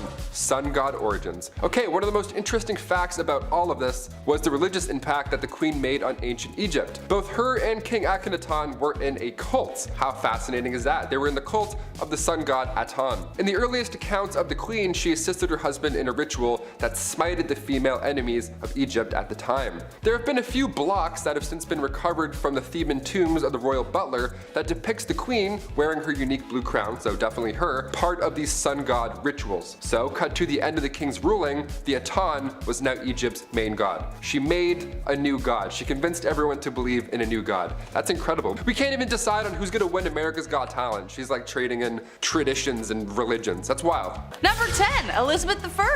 Good old Queen Bess is one of the most remembered queens in the British monarchy, male or female. She's a pretty big deal. Elizabeth loved to make her fellow male nobles fall under her spell. She was witty, cunning, and very well liked by her court. However, one of the things that earned her some enemies was establishing a Protestant England. Her sister Mary, her predecessor, fought very hard for the opposite. She was very Catholic, and we will get to how bloody that was later, but Queen Bess a lot of people off, especially Spain. She was supposed to marry the Catholic Spanish king after her sister passed, but she turned him down. This led to a conflict between Protestant England and Catholic Spain, but her navy defeated the Spanish Armada in 1588. Mary, Queen of Scots, laid claim to the English throne and was one of Lizzie's greatest internal threats. Mary was a Catholic, which made all the Catholics of England back her. Mary was also presumed to be behind several assassination attempts against the Queen. Finally, Queen Elizabeth had to take action, and after keeping her cousin hostage for 20 years, she finally had to have her executed. And we'll talk more about her later. Number 9, Catherine the Great. So Catherine the Great was called the Great for a reason. She was a pretty epic woman by most accounts. She even had one of the first vaccines, which is pretty crazy. Though she wasn't actually born in Russia or even Russian at all, Catherine was not content to go down in history quietly. She considered herself an enlightened ruler, and history tends to agree, with aims of prioritizing education for the people. She had many lovers, and there is enough evidence to suggest that the son she had was illegitimate. Peter III of Russia was hardly the man Catherine intended on marrying, and later planned a coup against him, which resulted in her position of power. However, the coup did turn bloody when on July 17th, Peter died under mysterious circumstances. There isn't proof that she was directly involved or even knew about it, but it cast a dark shadow over her reign for the rest of the time. Number 8, Grace O'Malley. We've got enough traditional royalty on this list that we definitely need to spice it up. Enter Grace O'Malley, the Pirate Queen of Ireland. Pirate Queen! What a title. Definitely considered unholy behavior, Grace abandoned the traditions of women of the time and fled to the sea. There, she took on the waves and perils of Davy Jones' locker with a legendary ferocity. She was born into the clan O'Malley around 1530, around the time of Henry VIII's rule over England and Ireland. Clan O'Malley was a notorious seafaring clan and ruled the southern shore of Clew Bay, Achilleland, and most of the barony of Murrisk for over 300 years. Grace was really well educated and could even converse fully in Latin, Spanish, Scottish, Gaelic, and French. She was not one to be refused, and after spending years fighting the British, she finally met Queen Bess, and not only did she speak Latin to her, but she refused to bow, as she was considered a queen herself by that point. Number 7, Mary, Queen of Scots. I told you I was gonna bring her up. A name you will recognize, as I've already mentioned her before, but in terms of who the villain in that story is, it depends on which side you're telling the story on. Mary's story is full of tragedy, romance, betrayal, loss, and heartbreak. Unlike Lizzie, Mary was a dedicated Catholic and spent the entirety of her reign trying to gather the Catholics against Elizabeth. She had a series of marriages and relationships that led to tragedy every which way she went. Her first husband, the Dauphin of France, died shortly after their marriage. Her second husband she loved until he became a drunkard, and then she just started running things. But he was mysteriously unalived while she was 6 months pregnant. He was inside a building that exploded, but his body landed outside, and it turned out he was strangled. So what happened there? She would later give birth to 2 stillborn sons, but she would have sons later on. She would have a son who would inherit the throne after Elizabeth's death, but it was due to Mary's plotting and scheming that eventually ended her in death. So she did actually plot to kill Elizabeth. So that's a pretty unholy deed, I would say. Number 6, Princess Olga of Kiev. Okay, wow, this woman. One saint you definitely don't want to mess with. Despite being a saint, Princess Olga of Kiev was actually pretty sinful. She was one of the most vicious and vengeful rulers in the history of Kievan Rus, which would later become Russia, Ukraine, and Belarus. Olga took center stage after her husband died and made sure she would never be forgotten. Her husband died in a very gruesome way by the enemies that we're going to talk about in a second. When the people who viciously unalived her husband tried to persuade her to marry their leader, they sent 20 men. Olga told them to wait in their boats, had her men dig a ditch in the meantime, and the next morning buried the men alive. She then lied and told the king she would accept his offer if he sent his best company to retrieve her. He didn't know about all that stuff yet. When they got there, she locked them in a bathhouse and torched it. But it didn't stop there. Olga didn't stop there, that's not her style. She would later host a steak dinner with her enemies in which they were staked. Very Vlad the Impaler, I know. Then she set whole villages on fire by attaching sulfur to pigeons, and then it was just crazy. Damn, like hell has no fury like a woman scorned, let me tell you. Hey, number 5, Pedro of Castile. Pedro of Castile was doing as the European monarchs do. Sometimes you gotta marry for alliances. Sure, it makes sense. Your kingdom is much less likely to get steamrolled by a larger kingdom if you have an alliance with fellow kingdoms, or the bigger kingdom itself actually. Pedro of Castile married the young Blanche of Bourbon of France, and so Spain could just be a wee bit more snug, in case the English come over. You gotta be careful. But Pedro just wasn't having it. What he was having instead was a mistress named Maria. So instead of enduring a loveless marriage, he had poor Blanche locked away in a tower, just like Sleeping Beauty. Except a handsome prince was not coming to rescue this damsel in distress, but a man with a black hood and a sharpened axe. You know what I'm talking about. As Pedro had her unalived. I was gonna make a joke about Rapunzel and let down some hair so she could make an escape, but I mean that's just awful, really. Imagine being locked up in a tower for so long. Sure, I love the indoors, but you gotta let me out at some point, Chief. Do you think I get food delivery apps to work up in a tower? Because otherwise you have to let me out, dude. Comic-Con's coming. Anime Convention North's coming, buddy. I gotta go. Gotta get my Naruto on, bro. Come on, man. Number 4, hands-on funeral. This one's just gross. When you're in a relationship, it can provide you with some great things. Someone to go through life with. Companionship, love, and if you're lucky, someone who's a good cook or a baker. Oh, love me some baked goods. However, also in a relationship, sometimes you do more than that. Sometimes you get a little close under the sheets, if you know what I'm saying. Take King Philip V, for an example, who loved loving his wife so much that he just couldn't help himself, you know? Like for instance, when his wife tragically passed away, he wanted one last ride. But he penciled in one more trip to Toe Curl City before she was laid to rest. God, that doesn't seem right, you know? That just let her go peacefully, you know? Let her just. Number 3, Lenin. Okay, while not a king in the most stereotypical sense, he did dethrone a king and made himself an autocratic dictator, which is basically a king just modern. Trust me, it is. Yep, trust me. In a nutshell, Lenin had been anti-royal for most of his life, but after some help from some sneaky Germans and other Soviets loyal to his cause, the Tsar had no choice but to abdicate, like I said at the top of the list. He abolished the Tsar's secret police and then put in his own. And had people oppressed, which was one of the main reasons why the whole revolution started in the first place. See what I'm getting at? He was supposed to get rid of the evil monarch, and he became the evil monarch. Well, see, then a civil war broke out, and then he was worried that the exiled Tsar might escape and try to retake the throne, and, well, he had some goons take care of him, and, well, the family too. You can never be too sure. You gotta take care of everything. You gotta get rid of everybody. You just can't be too sure. Number 2, Pope John XII. For those who aren't very religious like myself, the Pope is the big one. He's next to God, and for a minute there, he was the most powerful man on earth. Seriously, I mean, this guy could crown kings. He's the king of the Vatican and the king of kings in the Holy Scripture. It's kind of serious.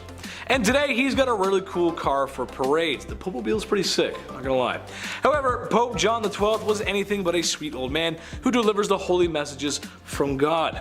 This Pope was doing a lot of anti-Pope behavior, if you will. Now I for one wouldn't care if the man had a girlfriend or a glass of wine. Heck, some rules need to be changed, but this Pope was most known for his lavish, how you say, adult-themed parties, and was known for getting hangovers. It got so bad at one point, it started a war. Number 1. Not so slick shady. Marshall Mathers, Eminem, the king of rap, and named king of hip hop by Rolling Stones magazine. Hence he's a king, I gotcha. Despite what you think of the man's lyrics, especially vulgarity, he's an excellent wordsmith and could write rhymes that would leave you tongue twisted. However, I don't think it would come to anyone's surprise that the man's got a few charges under his belt, especially the way he talks about Kim. There's a couple bad things said about her, I don't know. Back in 2001, arguably the peak of his career, Eminem assaulted somebody in a nightclub after getting fresh with his wife. He got 2 years probation. Maybe he is saying the things he's saying in those songs. Maybe he's telling the truth. I don't know. Kicking off the list at number 10, a fool. While ancient kings have all the riches one man can possibly have, it's still somehow never enough.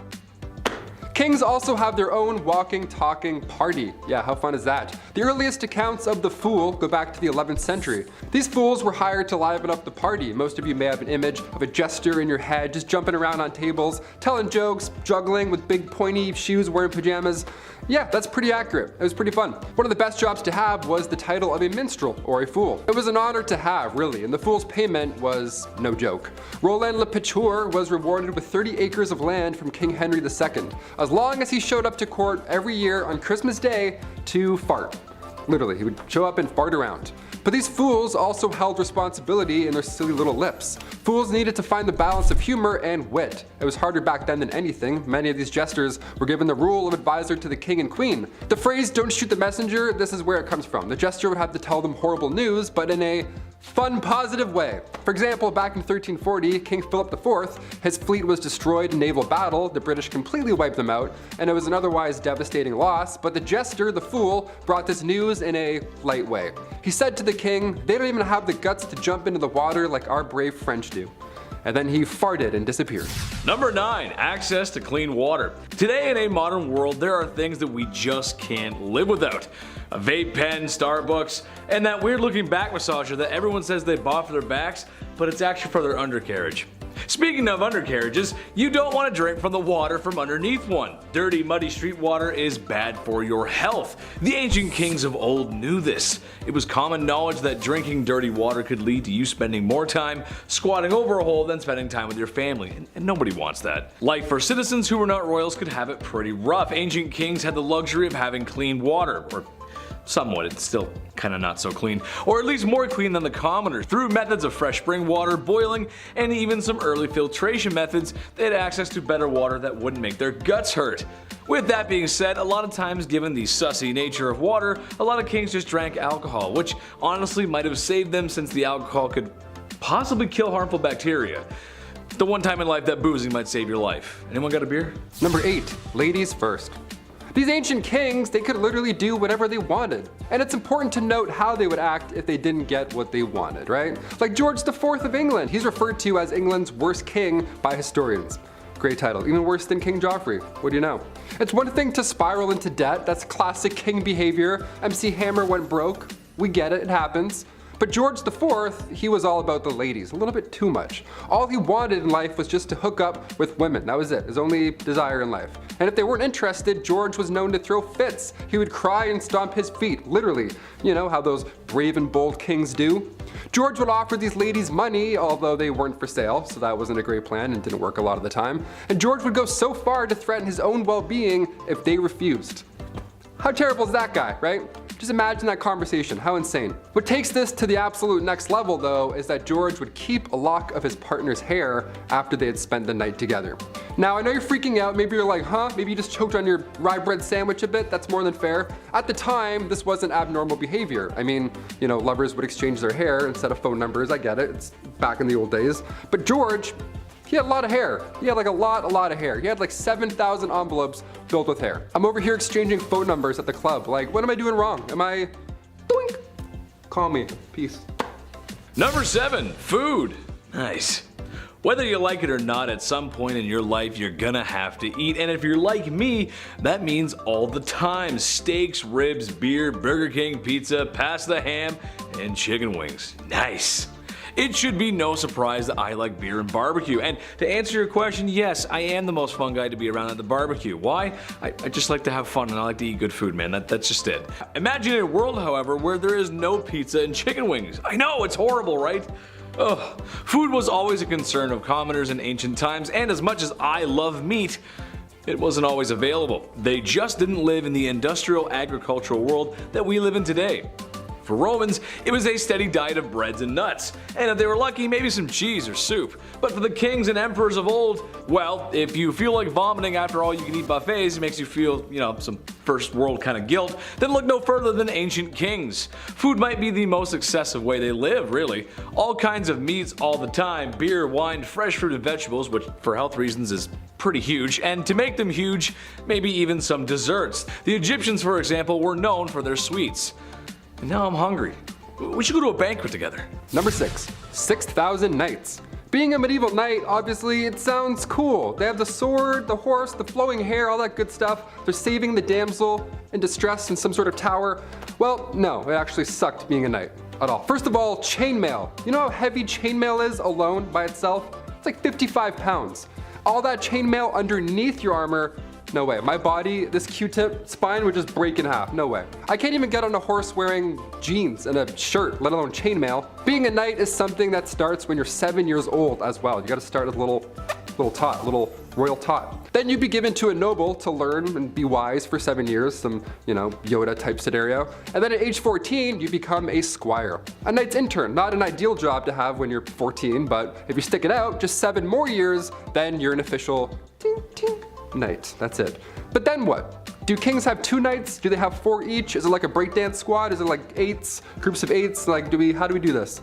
Henry II of England could call up to 6,000 knights. This was back in the late 12th century. That's a lot of backup. That's a lot of shiny, majestical backup. My favorite knight still to this day, I don't care, Martin Lawrence. Jamal, Scott, Walker. FBI, what's up? What's out? Number 5, Ferdinand I of Naples. This one is so strange, I can't even, I have to mention, I cannot not say it.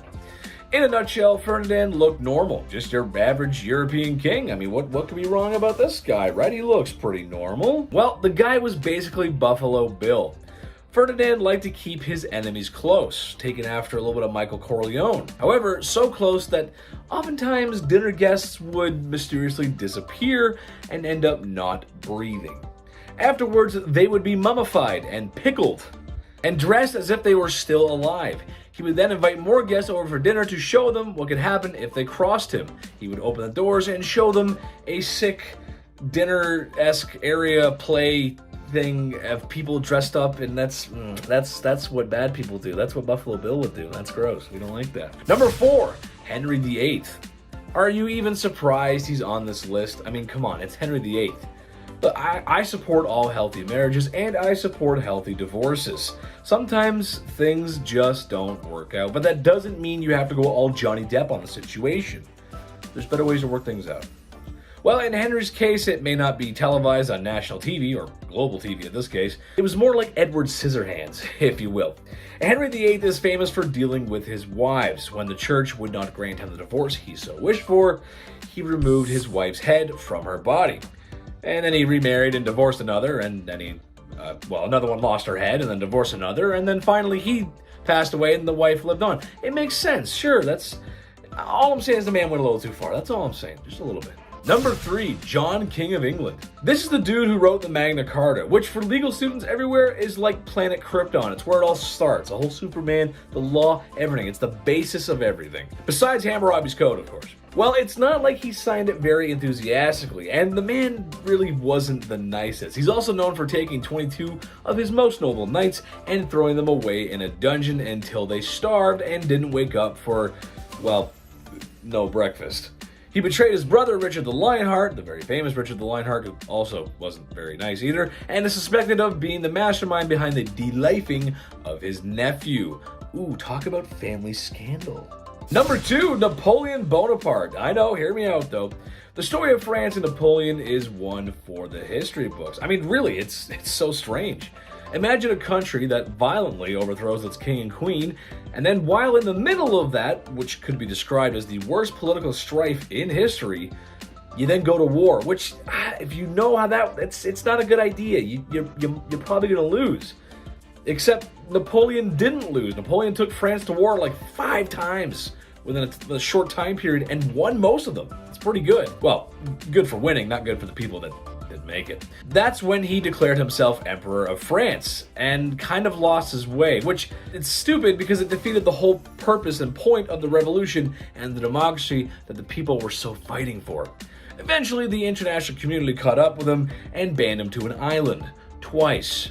Because he came back and said, "I'm back," and then no, back to the island. Go back. You're going back. Number 1, Elvis Presley. Look, I know, it's Elvis, but he's the king of rock and roll, man. You can't go wrong with Elvis.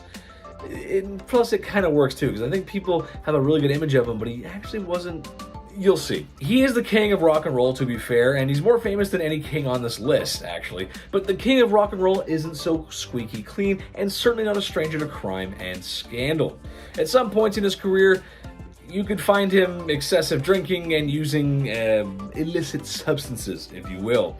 He might have had to put on those jailhouse rocking denims, well, for real.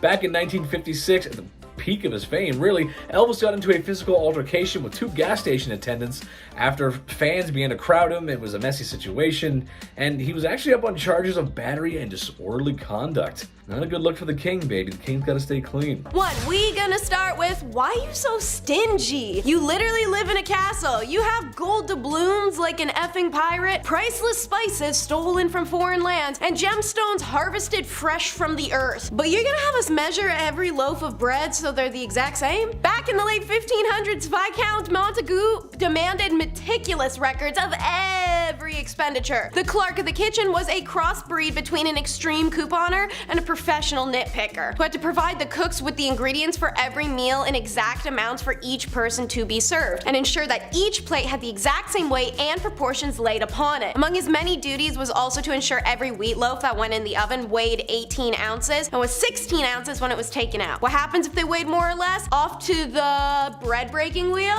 or maybe the sourdough slow slicer, off to the steak for a little French toasting, huh? Anyway, for how the British monarchy would pitch a fit over a 3-letter word: children, not kids. Because we all want to speak a little bit more like Mary Poppins. Oh yes, little children, off to bed we go. Nah, dude, I couldn't do the whole royal nanny thing, to be honest. The education required enough makes you think that they're scouting for NASA, not someone to stop their kid from picking its nose. Publicly, at least. Maria Borello, the nanny who takes care of Prince George, Princess Charlotte, and Prince Louis, trained at the notable Norland College in Bath, England, before being hired to the world's most famous children. At this college, students like Borello study early years development for 3 years. However, as well as learning social and emotional development, students are also taught the importance of vocabulary. There is one word that royal nannies are prohibited from using to describe royal children: kids. Ask me why. Come on. Ask me. It's because of the exact honky-dory dumbass reason you think. It's the baby goat thing. Kids is a name for them and an informal name for children, because who says that it's not the Victorian era? According to Heron, the word kid is disrespectful and dissuades royal children from being seen as individuals. You mean like how sheltering them and not allowing them everyday friends or normal reality or exposure to the real world under the guise of safety, but it's more so they grow up in a bubble of unrealistic world perspective and can't understand problems morally and empathetically as an adult, only in a political sense. You mean like that? Sounds like what they're doing. And speaking of the Windsors, did y'all know Charles specifically sucks? A lot of kings imposed a lot of rules for their servants, but something about King Charles gets the most under the skin. Maybe it's because he had some pretty frivolous, unrealistic asks for a man who just got the throne this year. So listen to his tea procedure alone. Charles is very particular for how his tea is served when he's visiting the Paladinian house.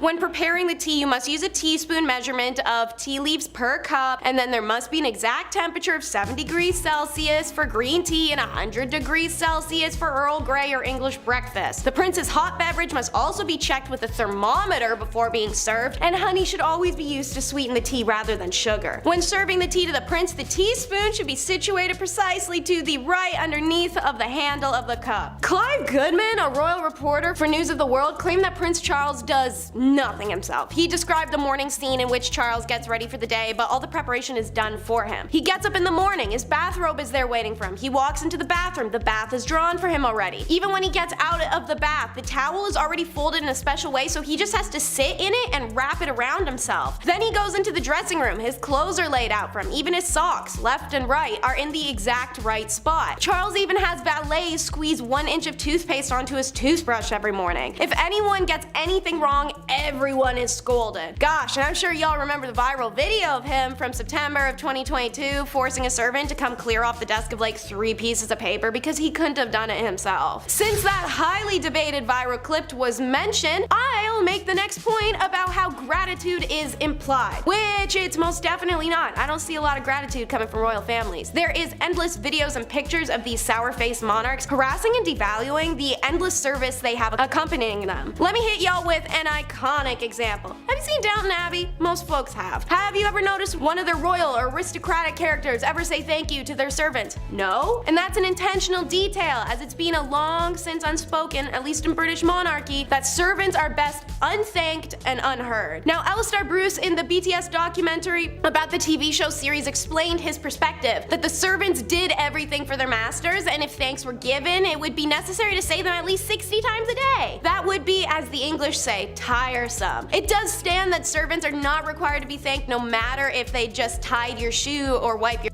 ass. You as a royal have the right to just scoff and point and expect results. But at least one royal who can't verbally berate you is the revered royal pets. Multiple royal houses and their respective rulers have decided to use these rules and servants to treat their pets as an extension of themselves. By personifying them, even just trimming a corgi's nails too short could get you proverbially beheaded and definitively fired. Some famous examples of royals who have servants service their pets are Queen Elizabeth II staged a funeral for a chameleon, and an Indian ruler Muhammad Mahabat Khan threw a lavish elaborate wedding for his dog. Louis of France took being a cat person to a whole other level and basically turned Versailles into a giant breeding ground. Charles II of England issued a royal law that his iconic King Charles Spaniels, which are obviously named after him, have license to walk anywhere in the kingdom without harassment, even Parliament. And of course, who can forget Caligula, who appointed his favorite horse, Icarus, as an official senator. Number 5. King Henry VIII. The second wife of King Henry VIII. She was found guilty of treason, and she had been charged with having relationships with 5 others, including Lord Rochford, aka her brother, George Boleyn. She had also apparently had relations with Sir Henry Norris, the king's close friend, and when I say close, I mean they were really close. He was the groom of the stool. So they were close, and on top of this, Anne was also found guilty of conspiring to kill her husband. I wonder why. This list will explain a few reasons. Now, it's since been proven that these crimes were a bunch of rubbish. Anne wasn't present when these events even went down. She was still recovering from the birth of her daughter, future Elizabeth I, so there's no way she was fooling around with the groom of the stool in October 1533, Your Honor. All 5 guys involved were executed on Tower Hill May 1536, and then 2 days later, Anne joked about her own little neck before being taken out with the sword herself. Yeah, all dark. There wasn't even a coffin for her burial. Somebody had to get an old elm chest from the Tower Armory. How horrible is that? Number 4, a bit better. Another one of King Henry VIII's wives, Anne of Cleves. Where do we even begin here? This one's pretty sad, man. Anne was right in the middle of Henry's wives. She was married to King Henry for 6 months, and it was seen as quite strategic in a way. Henry's chief minister convinced him to marry one of the sisters of Germany's Duke of Cleves, either Anne or Amelia. So in order to decide, King Henry requested that Hans Holbein travel to Cleves to paint a portrait of each sister, and then come back and compare them. This is like the birth of Tinder. I'm not even joking, this is how he did it. This man compared portraits and then chose Anne because every man praiseth her beauty. Yeah, compared her to the silver moon. Yeah, try that on a dating site, write that in. I praiseth thou beauty, madam, to a silver dollar. A silver sea sand dollar shining in the moon. What? I don't know, just click it. Click send and see what happens. Then a treaty was signed. A few weeks later, Anne arrived to England, and Henry was beyond upset because she looked nothing like the portrait, apparently. How horrible is that? You look nothing like this Victorian painting. How dare you? It's 6 a.m. and you've been riding a horse for 4 weeks and you don't look like this Victorian painting? Shame. He tried to stop the wedding, but it was too late at that point, so they had to follow through. And on January 6, 1540, their marriage was official. You can't unswipe this marriage, rich boy.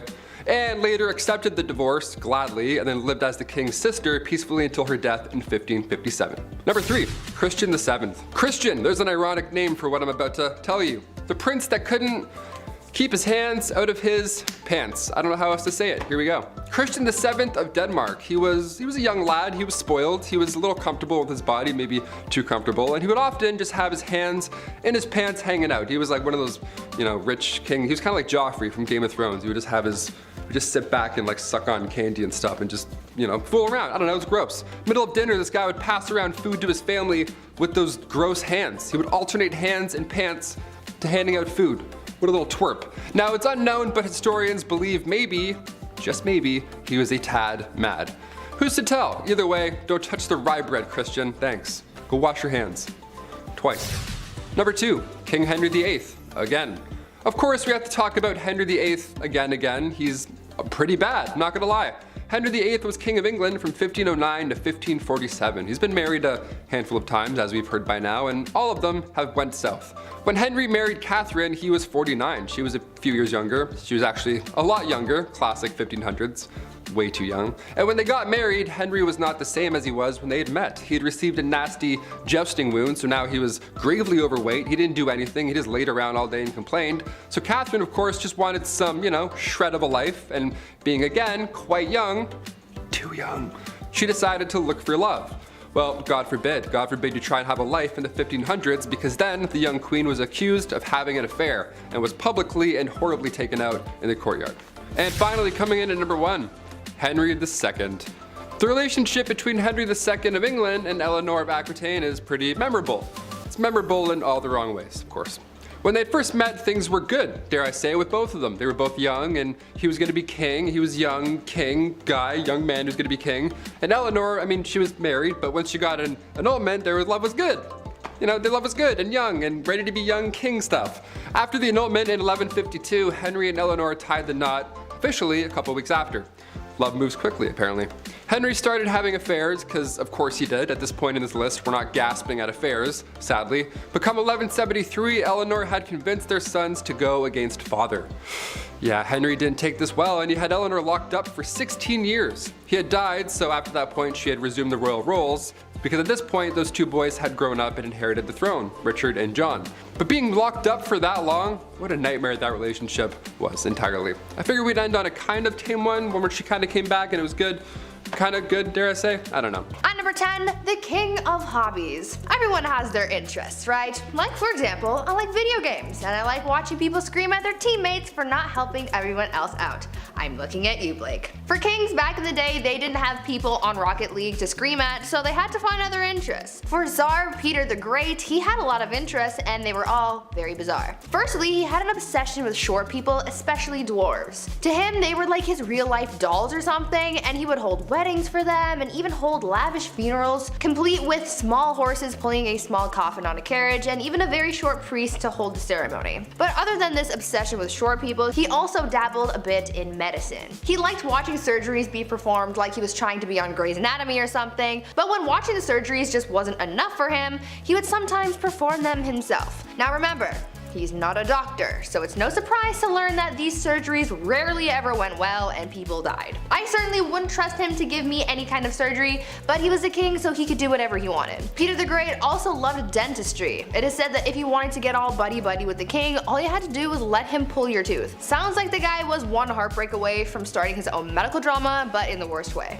Number 9, banning coffee. This is the worst of the worst, people. Murad IV, Sultan of the Ottoman Empire. The guy banned coffee like an absolute monster. No more triples for you. He was born in 1612, and for the most part, his mother was ruling through him because he was so young. That's often the case with most of these young rulers. They just get, hey, you're 7, now you rule a kingdom, enjoy. It's tough, they're not gonna know what's going on. But when he got a little bit older, he put forth these laws, punishable by death, might I add. In order to get things back on track, that was the key. He banned coffee, tobacco, and alcohol. He would actually disguise himself as a civilian during the nighttime and would wander around aimlessly in hopes that he would find one of these dark roast renegades. If you were caught outside having a quick smoke break, you weren't arrested, you didn't get fined, but rather, Murad IV himself would take your head off right there in the streets. No trial, no jury, just straight to execution. All because you're drinking a Bud Light Lime. At number 8, why you mad? Now this could be a bit of a controversial opinion, but if your name includes the words the mad, I would assume that you're not doing too great, right? I mean, you have to earn that title, and if it's a title that harsh, that simply begs the question, what in the HE double hockey sticks did you do to get that name? Well, for Charles the Mad, he did a lot. Charles became king when he was only 11 years old, so that certainly didn't help his development, and knowing this kind of helps explain a lot of his actions. He was known for getting really angry and throwing fits of rage, and was known to give people the gift of the big sleep, if you know what I mean. Charles didn't always kill people though, only sometimes. Other times he liked to switch things up. Sometimes he would run around his palace pretending to be a wolf. Other times he would go through phases where he just really didn't want to keep up with his personal hygiene, and he would get so gross that he literally had to be cut out of his own clothes. Now I don't know how long you have to go without bathing to get to that point, but really I don't think I want to know the answer to that question. Charles also thought that he was made of glass, and so he would go through phases where he would sit completely still so that he didn't break. Kind of like Drax from Guardians of the Galaxy, but not as, you know, extraterrestrial. Well, maybe he was. That honestly would explain a lot. Number 7. Party hard. Zhu Huzhou was the emperor of the Ming Dynasty in the early 1500s. Now lately we've been talking about kings and queens. We're on part 2s for both now, and there's a good amount who simply just aren't ready. They're too young to rule. Like Joffrey from Game of Thrones. Kings like that actually existed. They were horrible. They were young, they were too young to know what was right and wrong. Plus they usually have some corrupt parents whispering in their ears the entire time. Zhu took the throne at just age 14, and for a while, ministers were confident that he would grow into the role and become the leader that he was born to be. Well, when he got older, he transformed a zoo just outside of Beijing. He transformed it into his own personal brothel. Yum. I mean, on one hand, I'm glad the animals are free, but like a zoo? You couldn't find a more romantic place? Can convert an Applebee's to a brothel, maybe? I don't know, something with AC? His final days were spent partying, and some would say a little bit too hard. He got intoxicated and fell from a boat. That's how he ended his life. Honestly, not a bad way to go out. Pretty OG.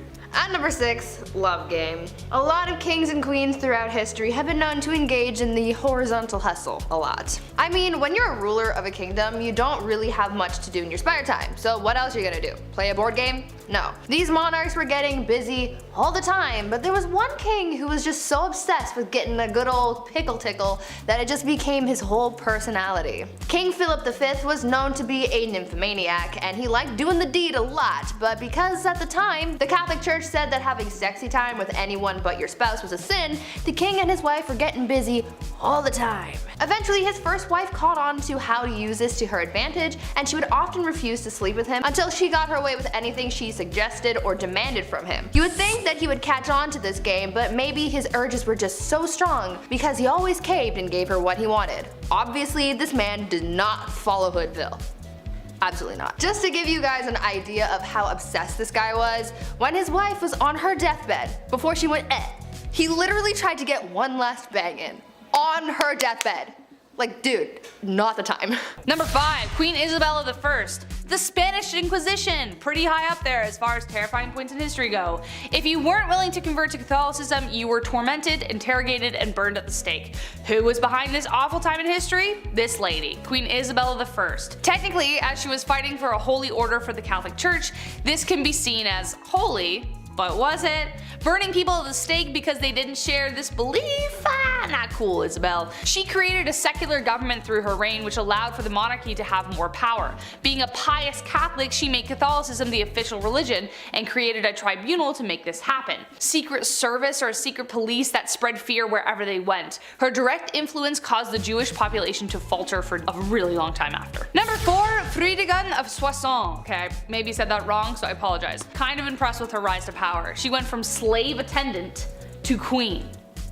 How do you bridge that gap? No idea. Boy was she ferocious. Assassination and manipulation were her main political tools. Frédégonde was among a small number of enslaved women in the Merovingian household that became a queen. Merovingian was the OG Central Europe before everything got split up. She survived political dangers and retained her husband's loyalty and could persuade monks and priests to jump onto her plots with ease. She encouraged her husband, the king, to set aside his first wife and then even take the life of his second. But his second wife, Galswinda, had a sister named Brunhild, who became the mortal enemy of Fredegund. She had good reason to be. Fredegund continued to do everything she could to secure her position, one assassination after the next. She was a pretty stormy lady. Number 3, Bathory. Okay, alright. Technically not a queen, I get it, but she might as well have been with the power that she had. So fight me. She's remembered as the most evil woman in the world in history, I think. I don't know. That's my opinion. Bathory was the stuff of nightmares. Elizabeth Bathory was born on August 7, 1560 into a prominent Hungarian noble family, making her practically untouchable. She married a very famous war hero who is suspected of gifting Bloody Lizzie with the skills she used to kill.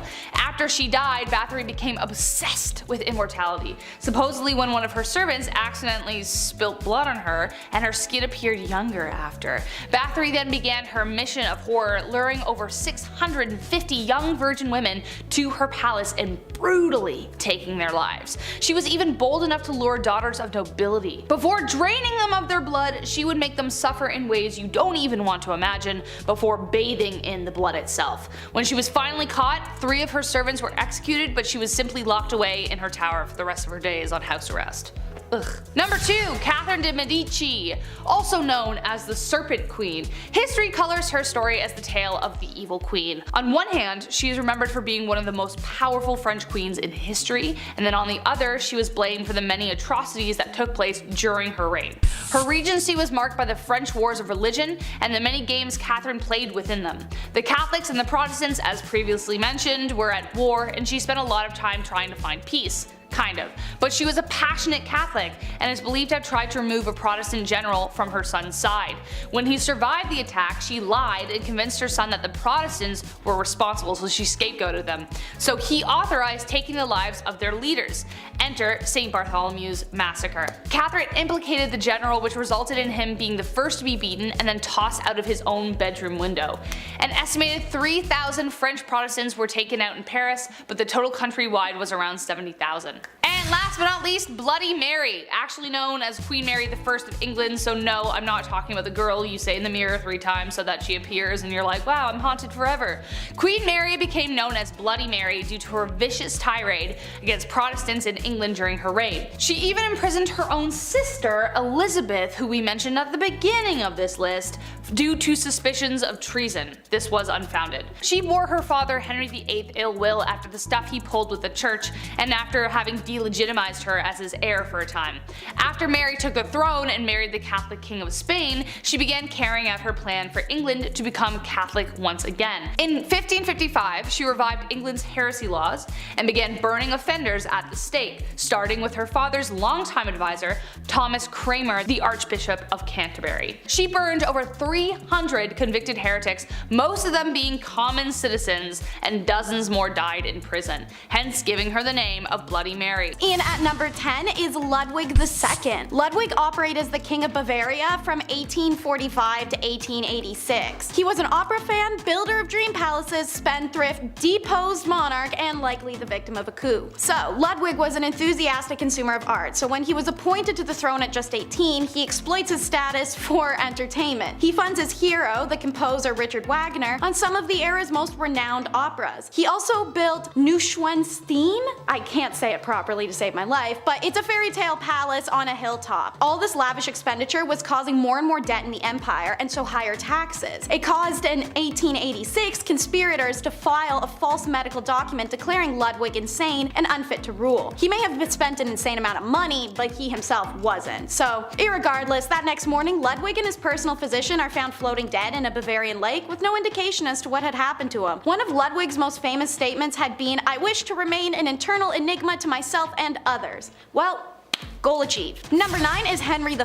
Can't talk crazy without bringing up this guy. He's famous for his rinse and repeat style of having wives. As you may know, first he gets a wife, then he gets tired of her and is annoyed she can't have his male heir, so he obtains a side piece. So now you get rid of the initial wife, usually through and then marry the side piece. Repeat. He did this numerous times. Henry also slept with just about anyone he could find, including his second wife's sister, and he may have fathered 2 of her kids. Ugh. And Henry is recorded to have a minimum of 12 mistresses outside his 6 wives, but there is potential for more. When Henry takes up wife number 1's lady-in-waiting, Anne Boleyn, he had actually subverted the entire religion that they were a part of in order to divorce his initial wife Catherine and marry this mistress, effectively establishing a new church in which he became the head and changing the course of history. The huge scandal came not so much from that, but because in 1536 Anne was accused of adultery with 5 men, one of her own brother, and plotting the king's assassination, which was a sensational news story at the time. Number 8 is the Christian IV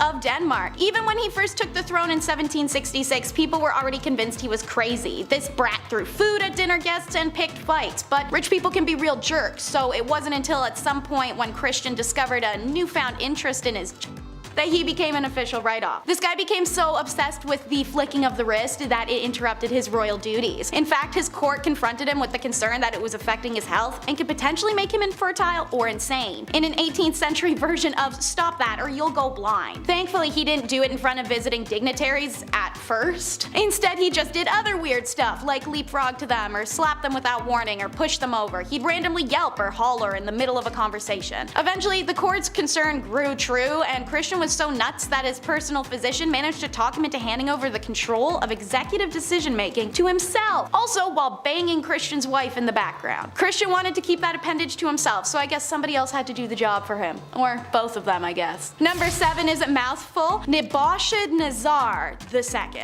One of the greatest Babylonian kings, who I'll be calling Neb for my own sake, won battles against Egypt and Assyrians in his quest to make Babylonia the most powerful city-state. He gained control of trade and Mesopotamia from Syrian and Palestinians. He was powerful and tactical, and for 7 years he wandered open fields convinced he was an ox. This tale of insanity is documented in the Bible. According to Daniel 4:25, Neb had a disturbing dream in which his interpreter told him it meant, "You will be driven away from people and will live with the wild animals. You will eat grass like the ox and be drenched in the dew of the heavens." This prophecy fulfilled itself 12 months later when Neb fled from civilization suddenly. It's quoted he began eating grass like an ox. He became wet from dew. His hair grew long like feathers of an eagle, and his nails grew long like claws of a bird. Then at the end of that time, which was 7 years as mentioned, he says, "I am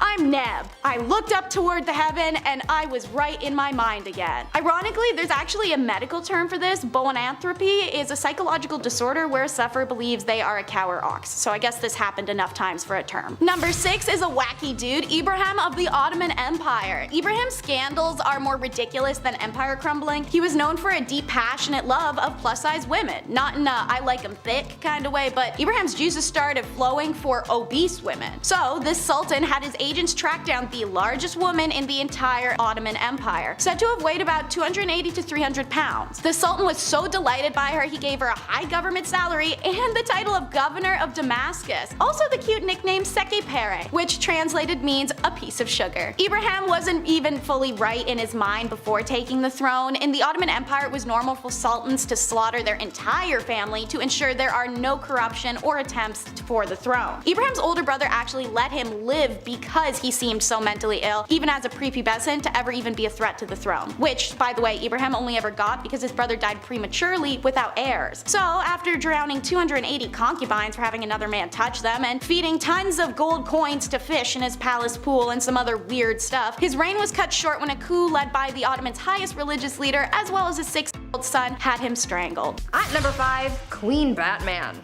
Batman.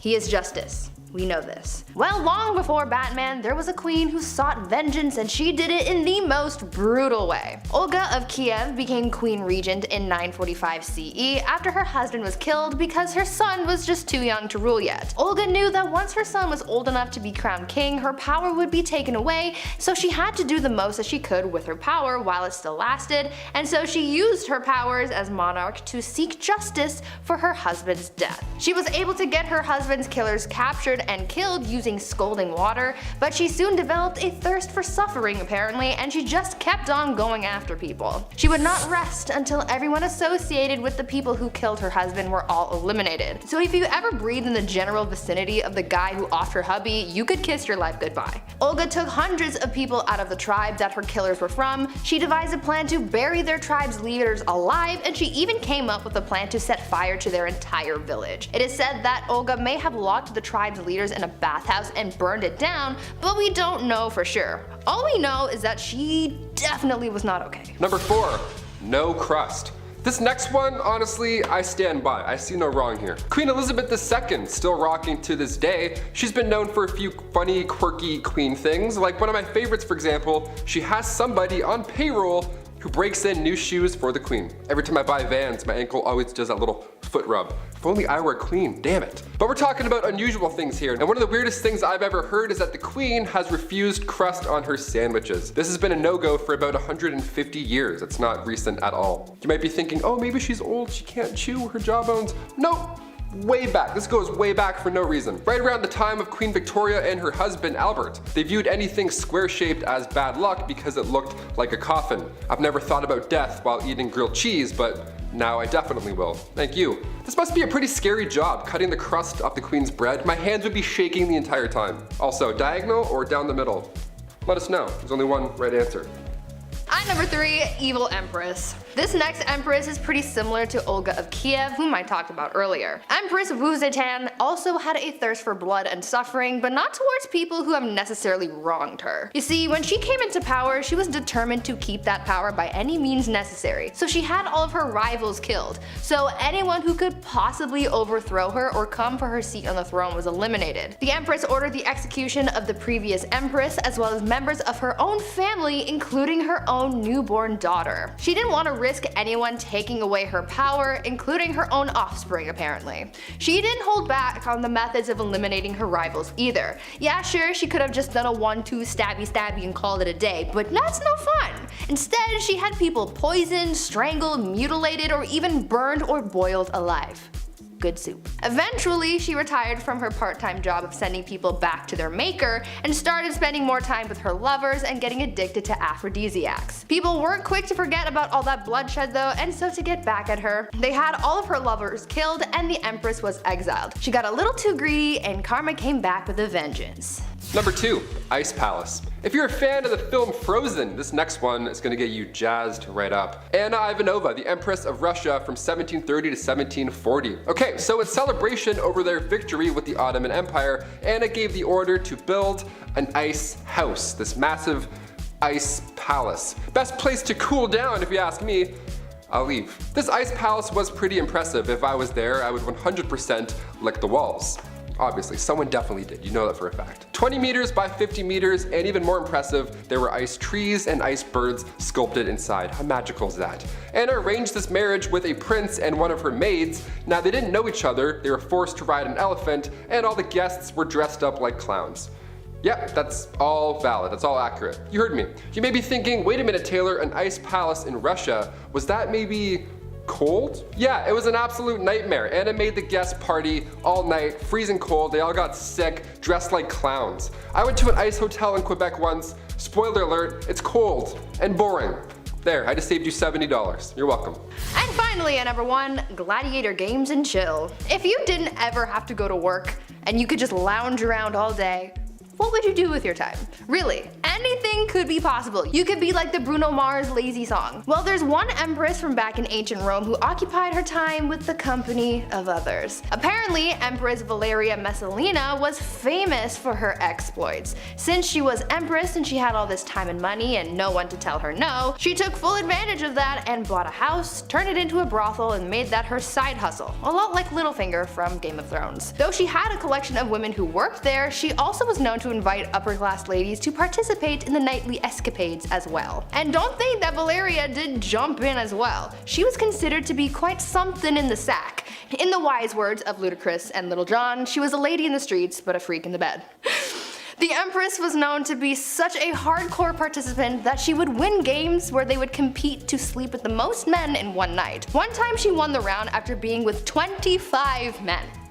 one night. She did the absolute most, but at least she was having fun. Starting off this list at our number 10 spot, we have Ivan IV, more commonly known as Ivan the Terrible. He was the son of Vasily III, who is the Rurikid ruler of the Grand Duchy of Moscow. After his father's death, however, at just 3 years old, Ivan was named the Grand Prince, and by the time he was 16, he was declared as the Tsar or Emperor of Russia, officially establishing the Tsardom of Russia. Ivan and his reign are certainly known for the transformation of Russia from a medieval state to an empire, but not without a huge cost to the people of Russia, as well as a hit to the long-term economy. Ivan has been described as being intelligent and devout, but also prone to paranoia, rage, and episodic outbreaks of mental instability that only increased the older he got. One of the main points of extreme violence and viciousness was the massacre of Novgorod, which saw the deaths of an estimated 2,000 to 15,000 people, as well as a shocking amount of acts of extreme, violent cruelty. In the later years, like I mentioned, his violent tendencies only got worse, which led to him doing things like striking his heir in the heat of an argument so badly that it left him with brain damage. In the end, Ivan the Terrible met his demise from a heart attack in 1584. Yeah, they say that impaling hundreds of people every day isn't great for the heart health. Someone should have let him know about vitamins and minerals, or maybe some good cardio-heavy exercise. I don't know. In our number 9 spot today, we have Leopold II.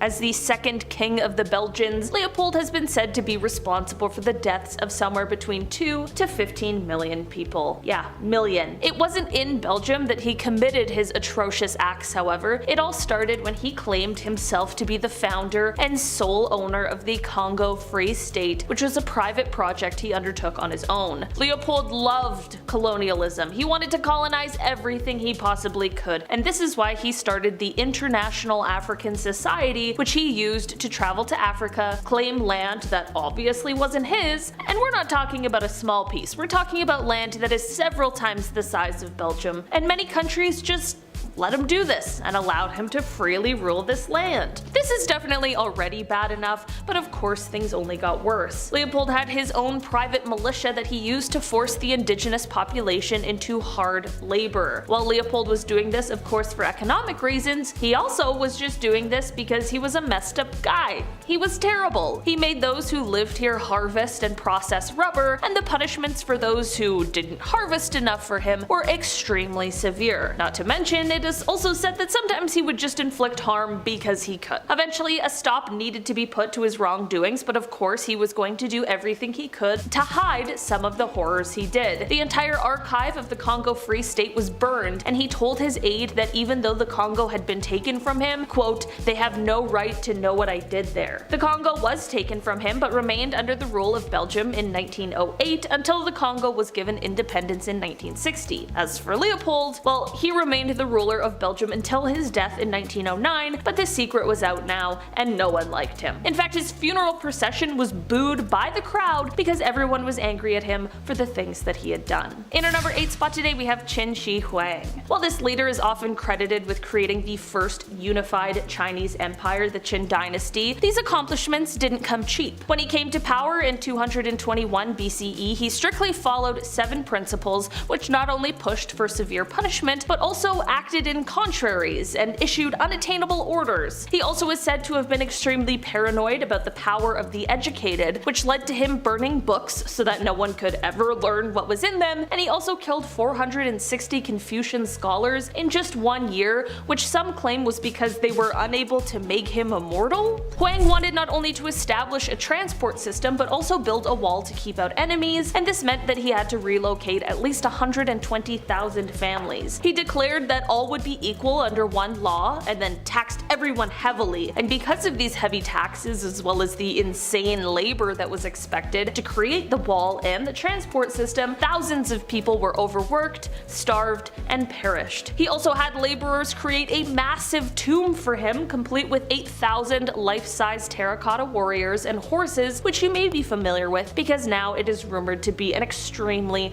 haunted place. I mean, an evil ruler's resting place? Yeah, of course it's haunted. In our number 7 spot today we have Don Carlos. I'll be honest, this little troublemaker never made it to the title of king, but he sure was a little too close for comfort when you hear about the kind of things he was doing. Carlos was the Prince of Asturias during the mid-1500s, as he was the eldest son of King Philip II of Spain. It is said that Carlos may have had some troubles right from birth, which many believe could be due to the inbreeding that was common in the family at the time. Descriptions of his behaviors, though, are far worse than what anyone could have expected. It is said that Carlos did horrible things like hurting or taking the lives of animals just for fun. I mean, nowadays we call that a huge warning sign for potential killers. Back then they just chalked it up to boys being boys. It is even said that at one point he purposefully blinded all of the horses in the royal stable. Red flags, they were abundant. Soon, of course, his cruelties would extend to humans, with people claiming that one time he chose to whip a servant girl for no reason other than because he could. And apparently one time he made a shoemaker eat a pair of shoes that he had made the prince that he didn't like. He was just a little twerp. Carlos was set up by his family to marry the eldest daughter of King Henry II, but after a few hours with the man, she decided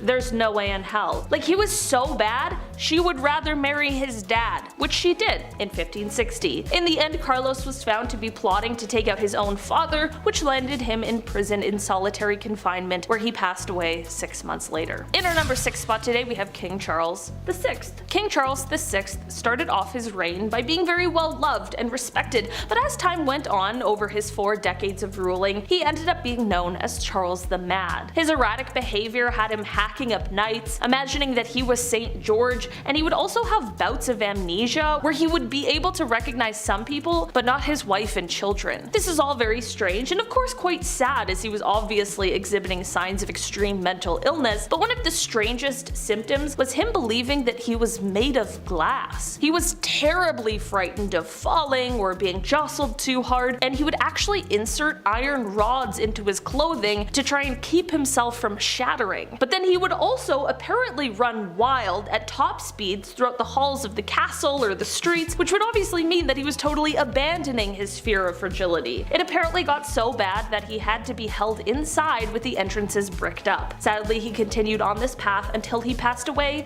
in 1422. Number 5. Diamond scandals. Queen Mary wasn't the only queen with sticky fingers, it seems. The affair of the diamond necklace has sparked many conversations. France's queen from 1774 to 1792 was Marie Antoinette, and if that name sounds familiar to you, it's because she was the last queen before the French Revolution. She was also known for spending a buck on jewelry. She liked the diamonds. Now, this Countess de la Motte was this young lady, a friend of the queen, supposedly, who entered the French court in 1785. Now, she got somebody to disguise herself as the queen, and then she acted like she was in love with this high society member, all to get her hands on this $12 million necklace.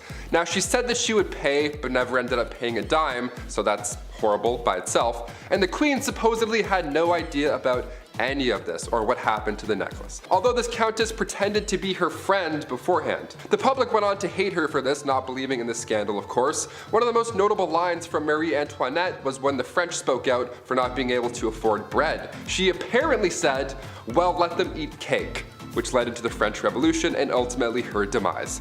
Shine bright like a diamond, I guess. At number 4, test drives. Catherine the Great of Russia was well known for a number of things. She was known for being a good leader, a strong ruler, and surprisingly for her naughty bedroom fun times as well. She was well known for her adventures in baby making, and there was once a rumor that she did the deed with a horse. Obviously that wasn't actually true, however she did do it with a lot of men. The only problem that she really faced when it came to finding a new partner was actually having the time to do so. I mean, it's not like she could swipe through Tinder while sitting on her throne, right? What was most important to her was finding a new lover who was skilled in the sack, and she didn't really want to waste time on testing these guys out, so she had someone else do it for her. Catherine had a friend take her potential partner out on a test drive, so to speak, so that she wasn't wasting her time on someone who couldn't meet her standards. Remember, she is a very busy woman. It is said that on a couple of occasions, Catherine's tester friend was caught in bed with Catherine's partner again well after the Empress was with him, and that made things a little complicated, but I imagine that they got past that. Or at least I really hope they did. Number 3. Change religion. Ruling alongside the pharaoh Akhenaten from 1353 to 1336, Queen Nefertiti, aka Lady of Grace, aka the Lost Queen of Egypt, was only 15 years old when she married 16-year-old Akhenaten. Now, alongside her new young husband, she built an entirely new capital city called Amarna and ruled over what's now considered the wealthiest period in ancient Egyptian history. But when it comes to spoiled queens, or rather queens who could do anything they believe with their power, we have to mention the queen that changed Egypt's religion. Both her and her co-ruler were in a cult, the cult of the sun god Aten. In the earliest accounts of the queen, she assisted her husband in a ritual that smited the female enemies of Egypt at the time, and there have been a few blocks that have since been recovered from the Theban tombs of the royal butler that depicts the queen wearing her unique blue crown, part of these sun god rituals. So now cut to the end of the king's ruling, the Aten was now Egypt's main god.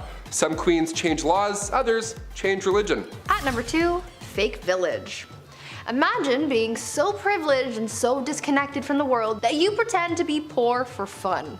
Well, that's pretty much what Marie Antoinette did. This French queen was known for her lavish and opulent lifestyle, and that's really the only life that she knew. Apparently, living the life of a rich queen started to get a little boring for her, and she wanted to find an escape, and so she got her people to build a fake village for her so that she could pretend to be a commoner.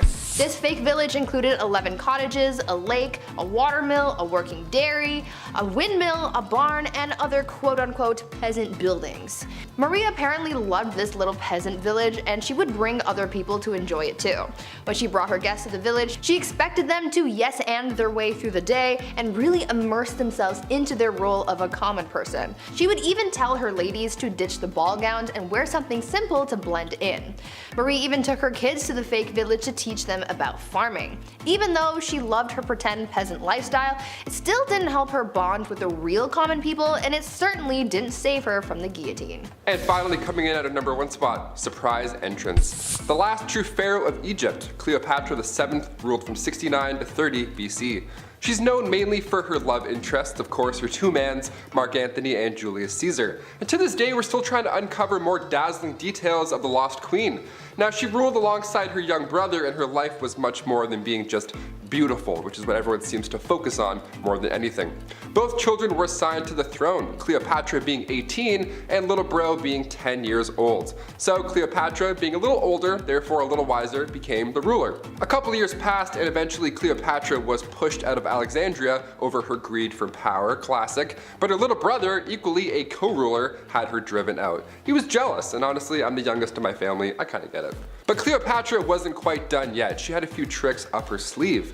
Believing she was the goddess Isis reborn, this beautiful goddess, Cleopatra made these dazzling entrances whenever she could. Most notably in 48 BC, right when Caesar arrived in Alexandria during that family feud with Ptolemy VIII. She wanted to meet the Roman general, but she couldn't be seen because there was a little bit of family beef, so she had herself wrapped up in a linen sack and then personally delivered to Caesar's bedroom.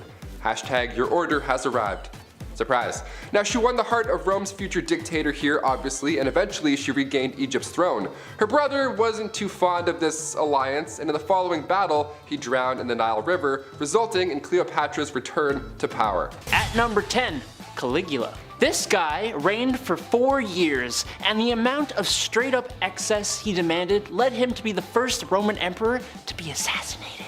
Caligula was 25 years old when he took power in 37 AD, and he was great. He announced political reforms and recalled all exiles, but within the same year he contracted an illness that sent him a little loopy. Like to the degree of ordering hundreds of Roman merchant ships to form a 2-mile floating bridge across the Bay of Bauli so he could spend 2 days galloping back and forth across it on his horse Incitatus. Speaking of his horse, he loved that animal so much, giving him his own house with a marble stall and ivory manger. And he almost appointed the horse consul before Caligula met his end. It got worse in the years after his demise, like in 39 and 40 AD when he led campaigns to the Rhine and the English Channel, where he actually avoided battles and instead did things like commanding his troops to plunder the sea, which means gathering shells in their helmets. The perfectly sane kind of things that you do when your favorite quote is, "Remember that I have the right to do anything to anybody." Number 9. Ramses II. He literally has the most statues of himself of all the 4,000 years of Egyptian pharaohs. That is really all I gotta say, actually. Ramses II was undoubtedly the greatest pharaoh. I don't know if that justifies his spoiled ways, but it helps explain them at the very least. He was a master builder, a war hero, and brokered peace all around over his crazy long reign. But he was also really good at the whole propaganda thing. Like I said, he has statues of himself all over Egypt that even to this day are hard to avoid. Not to mention all the buildings built in his name, including a whole temple to himself and one to one of his wives, Nefertari. He moved the capital from Thebes to the new capital he created, named, unsurprisingly, Pi Ramses, from which he ruled for 67 years, had literally hundreds of children and dozens of wives. He also, kind of hilariously, renovated statues and temples erected by previous pharaohs with his tag, either to pay respect or what I'm going to go with, just to say, look at this big statue of some other dude, but always remember, trademarked by Ramses the Great. P.S. I'm awesome. Number 8. William II. Usually being overshadowed by his father William the Conqueror and his successor Henry I, William II wasn't a well-liked king, particularly by the church, because William kept positions for bishops empty so he could take their incomes, which made me laugh when I read it actually.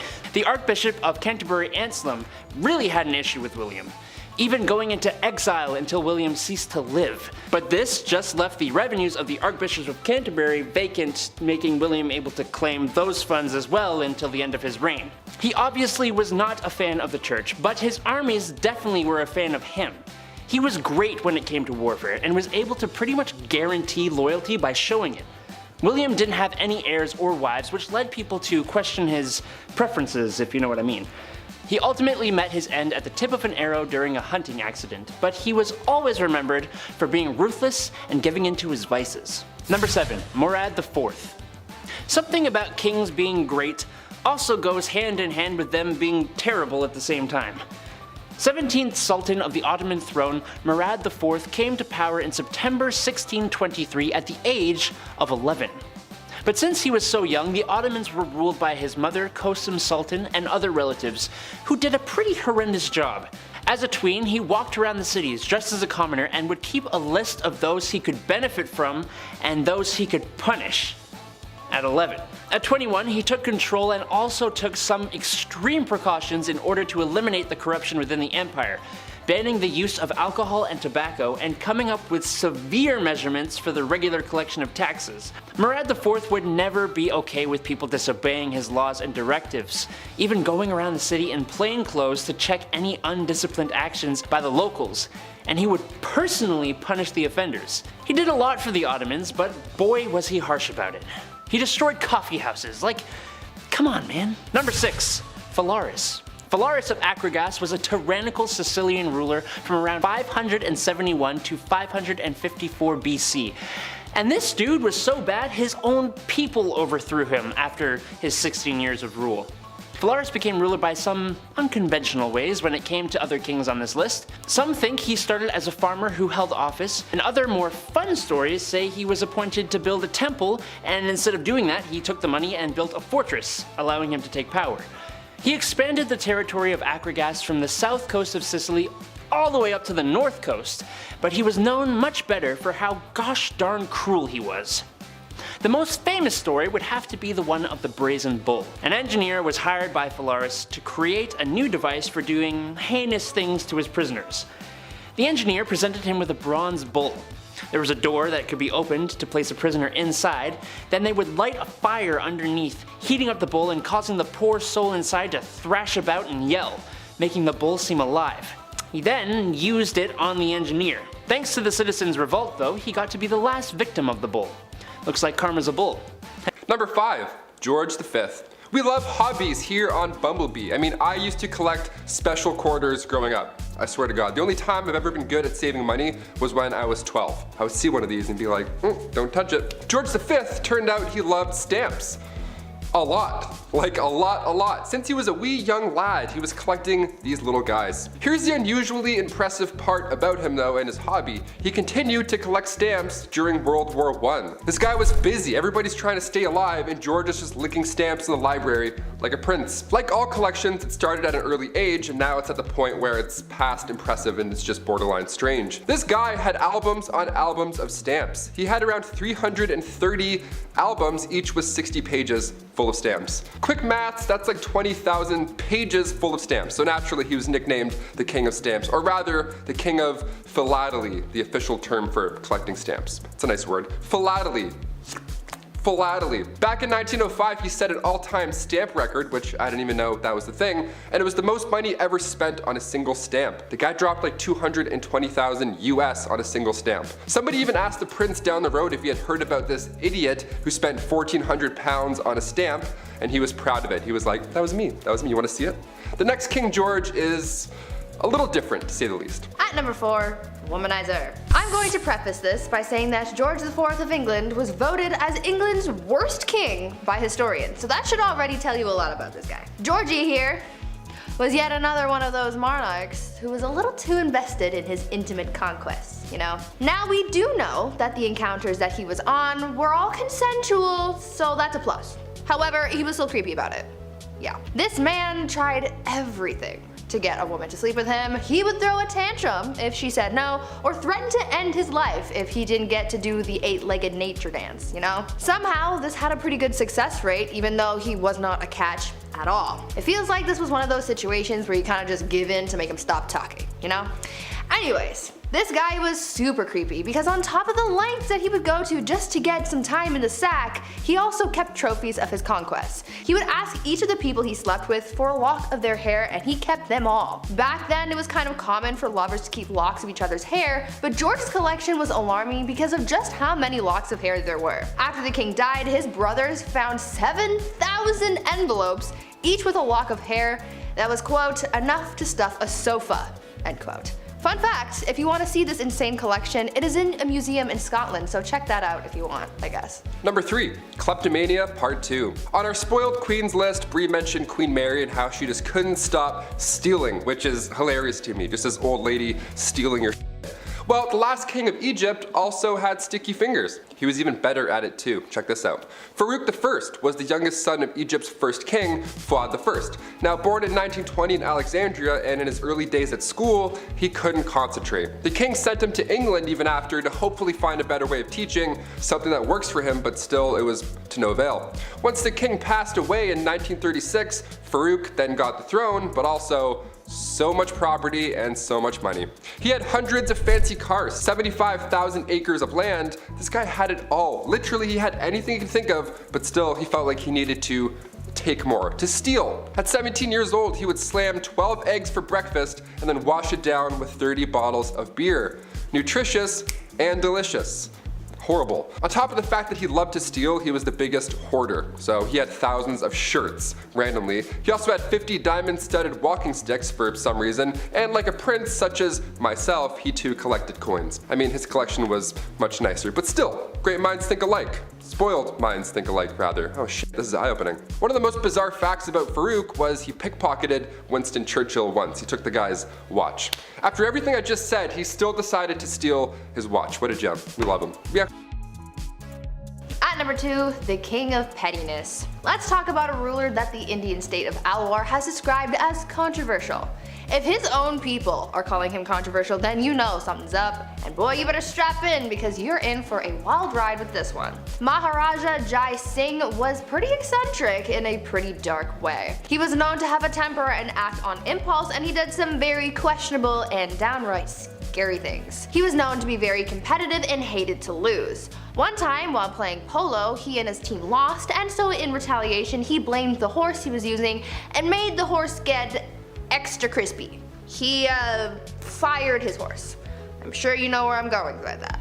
If not, use your noodle, I don't know. Unfortunately, the cruelty towards living things didn't stop at animals, and he was also known to kidnap women from the streets and go all criminal minds on them. On a slightly lighter note, though, the Maharaja was also known to be very petty. Once he went into a Rolls-Royce dealership, and the person working there thought that he was broke and ignored him. Thinking that this was insanely rude, he bought 7 Rolls-Royces, sent them back to India, and used them to pick up garbage. This guy was really just doing the absolute most. And coming in at our number 1 spot, King Ludwig II. Home renovation shows rock my world. I can watch Love It or List It for months at a time. It's the dream, building your own home one day, and if you're a king, well, it's pretty easy to get that done. In our Spoiled Queens Part 2, I mentioned a princess that had a house made of ice, literal ice. Well, King Ludwig II had numerous castles built to resemble fairy tales. Literally, like fairy tales. I gotta admit, I kind of love this a lot. Ludwig was only 18 when he became the King of Bavaria in 1864, and then he had castles, like castles, more than one, built after he was inspired from romantic literature and spending some time at the opera. The kid was a dreamer, you gotta love it. He would spend his nights in one castle looking through a telescope at his new castle being built, so he would just watch it all night. That's like the king's way of waiting for your Amazon delivery. Just standing there, just like, oh, it's coming. 17 years and it's done. Just 4 years in, he designed his own castle, and to this day, it's one of the most photographed places in the world.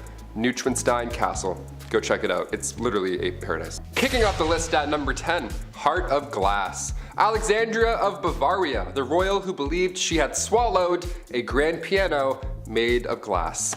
I'm not joking, yeah, she was a princess, so not technically a queen, but this is so insane that I had to kick off this list with it. The 23-year-old Bavarian princess was quite the scholar. She was known to enjoy literature, but she equally put energy into convincing those around her that she'd swallowed a piano made entirely of glass when she was a wee child. She grew up afraid that her inner piano would shatter. We have an inner demon, she has an inner piano made of glass. So she would enter rooms slowly and sideways, I'm not kidding, to, you know, avoid cracking that personal piano problem. Just like King Charles VI, he thought he was going to break at any given moment. Saying you were made of glass was quite an uncommon delusion. The victims were more often than not royalty. They had glass, they watched this fancy material shatter in their hands all the time. No wonder, it probably scared them. There's actually a play on this glass delusion. It's called The Glass Piano by Alex Sobler. Quite recent too, apparently it's a blast. Check it out if you have the chance. We love that. Keep writing plays about glass pianos. This is insane. At number 9, Rosemary's Baby. Back in the days of old, it was very important to the monarchy to have a male heir. Many kings throughout history have been known to get very upset when they weren't given a son to inherit the throne,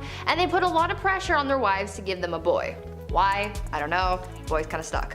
Anyway, this probably drove a lot of people crazy, but there is at least one confirmed case of crazy baby fever from Maria Eleonora. She kept trying to have a baby, but when she finally got pregnant, everyone was hoping for a boy. Unfortunately, the odds weren't in her favor, and she gave birth to a little girl instead.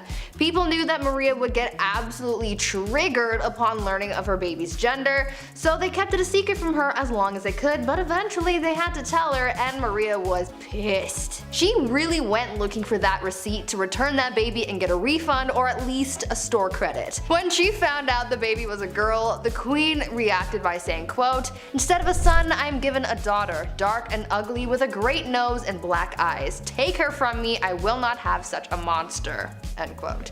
Like damn, tell her how you really feel. After that, mysterious things started happening to this baby, like a wooden beam mysteriously falling into the baby's crib and somehow accidentally falling down the stairs. Even the nurse once dropped the poor kid onto the stone floor. Like, I get it, you're disappointed, but that's still your kid, and a lot of people aren't given that privilege, so be grateful for your spawn. Number 8, dirty talk. Going back to the 15th century to Queen Isabella of Spain, now it's not uncommon for queens to brag, be it about their wealth, status, their mans, you name it. But to brag that you've only bathed twice in your life, that's a bit odd. What's the deal with this? Okay, well, back in 537 AD, Rome had 11 aqueducts that ran over about 1,000 public fountains, okay? Over 900 bathhouses included. It was quite important, but when invading Goths cut them off, the Catholic Church literally had no idea how to fix the problem.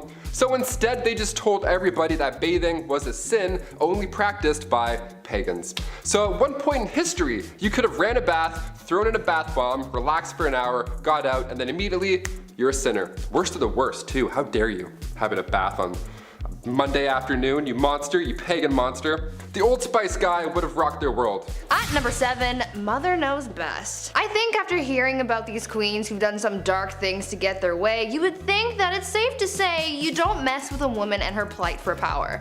Unless you want to end up 6 feet under, that is. One Roman Empress, Julia Agrippina of Rome, was pretty spoiled already. She lived a lavish life, her husband was the emperor, and she had a family. But that just wasn't enough for her, and she wanted it all. Julia was quite ambitious, and she spent most of her early life trying to dethrone her predecessors. She believed that she and her son had a claim to the Roman throne by birthright, and so she bamboozled her way into royalty by tricking her uncle Claudius into changing Roman law so that they could get married. Ew. Suddenly though, after they got married and she became empress, Claudius died, and most people think that Julia had something to do with it. That's likely the case. She and her son Nero went on to rule Rome from 49 to 54 CE. Julia stayed by her son's side for as long as she could so that she could hold on to her power, but eventually Nero got tired of his mother manipulating him and he had her forced out of power. Julia, as you could imagine, was furious because power was the one thing in the world that she desired most, and so she rallied a group of supporters to try and overthrow her son, but the plans backfired and she was expelled instead. Talk about ambition getting the best of you. Number 6. We are family. The last queen of Madagascar. Queen Rana Valona was one of the worst. She was born in 1788 and she ruled over the kingdom for 33 years. She was so cruel and violent that she would often choose violence first in order to preserve independence over the island. She's known as the most ruthless queen in history. After the death of her husband, she just went mad with that new power. In the late 1700s, her king brought peace to the land, but of course there were traditionalists who opposed him. The king's uncle at one point tried to take him out, but a local warned the king. That king repaid the local by adopting his daughter, Rana Valona, to marry his son, Prince Radama. Now, when her prince was alive, they didn't get along at all. And then come 1810, the king passed away, giving Ranilova the promotion of a lifetime. It's also theorized that she poisoned him too, so that's horrible. Ranilova kept away the advances of the French and the British and left bodies of those who tried to attack out for display on the beach. Lovely, like bobbleheads. In 1845, Queen Rana Valona ordered 50,000 subjects to build roads across the jungle for 4 months straight for this massive buffalo hunt. Well, 10,000 of those poor souls died of starvation and exhaustion, and also not one buffalo was hunted, nor seen. Great plan. Number 5, big money. This is no surprise to anyone, I'm sure, but back in the day, I'd argue the division between wealth and poor was larger than today. Kings had it all. I mean, if you listen to what Taylor's saying, he knows what he's talking about. Food, water, power, what else is there? Well, how about the coinage to make it all happen? The bread, the guap, the dosh, and my favorite, the cheddar. Yes, that's right, the ancient king's wealth. Whatever they didn't already possess, they could take by force, or simply just bought with incalculable riches. With uncalculable riches. So much money. They had so much money. I can't make it clear. They had a lot of money. A great example of this was Mansa Musa, a very wealthy king from the Mali Empire. It's speculated he might have been the wealthiest person to ever walk the face of the earth. Earning his riches through the trading of gold and salt, he decided to show the international community how rich he was, and went on tour, because that's just something you do when you have millions of dollars, I guess. Where in multiple cities he spent and gave away so much gold that it upset the city's economies. That is a big flex. Okay. Donald Trump might have hotels, but Mansa Musa has everything else. It's kind of like Monopoly when one player has a boatload of cash and they go from one good property to the next. So even if they land on something, they got all the cold hard cash to deal with it. Plus, they also have some good property and they just make it back every turn anyway. I'm fed up with Monopoly. Number 4, King of Castles. King Ludwig II had numerous castles built to resemble fairy tale castles. Yeah, let's call this inspiration, I guess. What a privilege this ought to be. Ludwig was only 18 when he became the King of Bavaria back in 1864. And then he had castles built, as you know, he was inspired from romantic literature and spending time at the opera. You hear that, Andrew? He was inspired after the opera. What a poet. It's crazy. Crazy. Must be nice, right? King Ludwig II would spend his nights in one castle, looking through his fancy telescope, admiring the next castle being built. What? He even freestyled the castle as well. Yeah, just 4 years in, the guy designed his own majestical castle. To this day, it's one of the most photographed places in the world, so clearly he did something right. Neuschwanstein Castle, literal fairy tale, there we go. Meanwhile, I'm over here making castles in Minecraft. Still fun, we'll take it. Number 3, jousting. First there is bread, and then there is wine, and then there is entertainment. You can't tell me while a delicious plate of nachos dances like a ballerina in your microwave, you didn't pull up some super cool content to watch on your phone. Maybe featuring a large, kinda funny comedian, and maybe also featuring a super handsome, tall, funny comedian with a neck thing, I don't know. Kings of ye olde times did not possess the power of the internet or watching fail videos, so watching combat sports was the next best thing. Oh, what's that I hear? Watching the sport isn't enough? Well, some royalty even got involved. King Henry VIII, for example, just loved to joust because he did. He even had an accident with such, and it's what might have made him gone mad in the first place. Number 2, banning coffee. This is the worst of the worst, people, here we go. Murad IV, Sultan of the Ottoman Empire, the guy banned coffee. What a monster, I would be asleep right now if coffee wasn't a thing. He was born in 1612, and for the most part his mother was ruling through him because he was so young and all. But when he got a little older, he got a little wiser, he put forth these laws, punishable by death, may I add, in order to get things back on track. That was the key. The guy banned coffee, tobacco, and alcohol.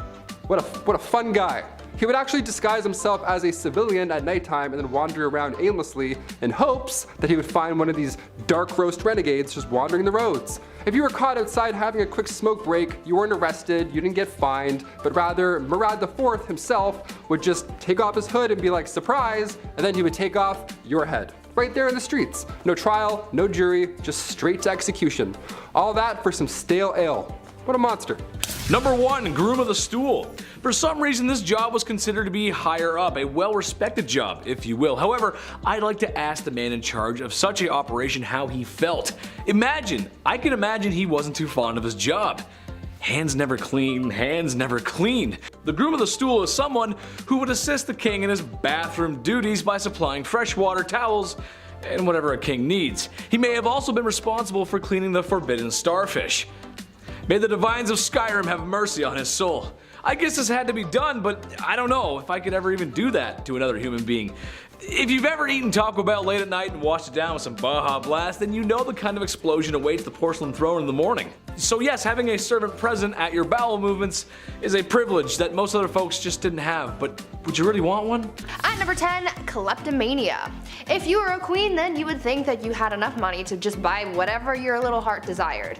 Though that may be true, there was at least one famous queen who just straight up stole things just because she could. Queen Mary, Queen Elizabeth's grandmother, was quite the kleptomaniac, and no matter how hard people tried to avoid having their things stolen by her, it just never worked. When the queen would visit someone's house, she would walk around looking at whatever knickknacks you had lying around, and when she found something that she liked, she would stand there and just sigh super loudly to get someone's attention. Much like how my dog used to sigh dramatically when he wanted food. Anyways, usually when someone heard the sigh, they knew that this was a sign that the queen wanted whatever she was gazing upon.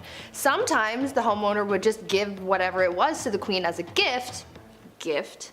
But if it was something that they weren't willing to part with, then she would either try to buy it off them or just straight up take it when no one was looking.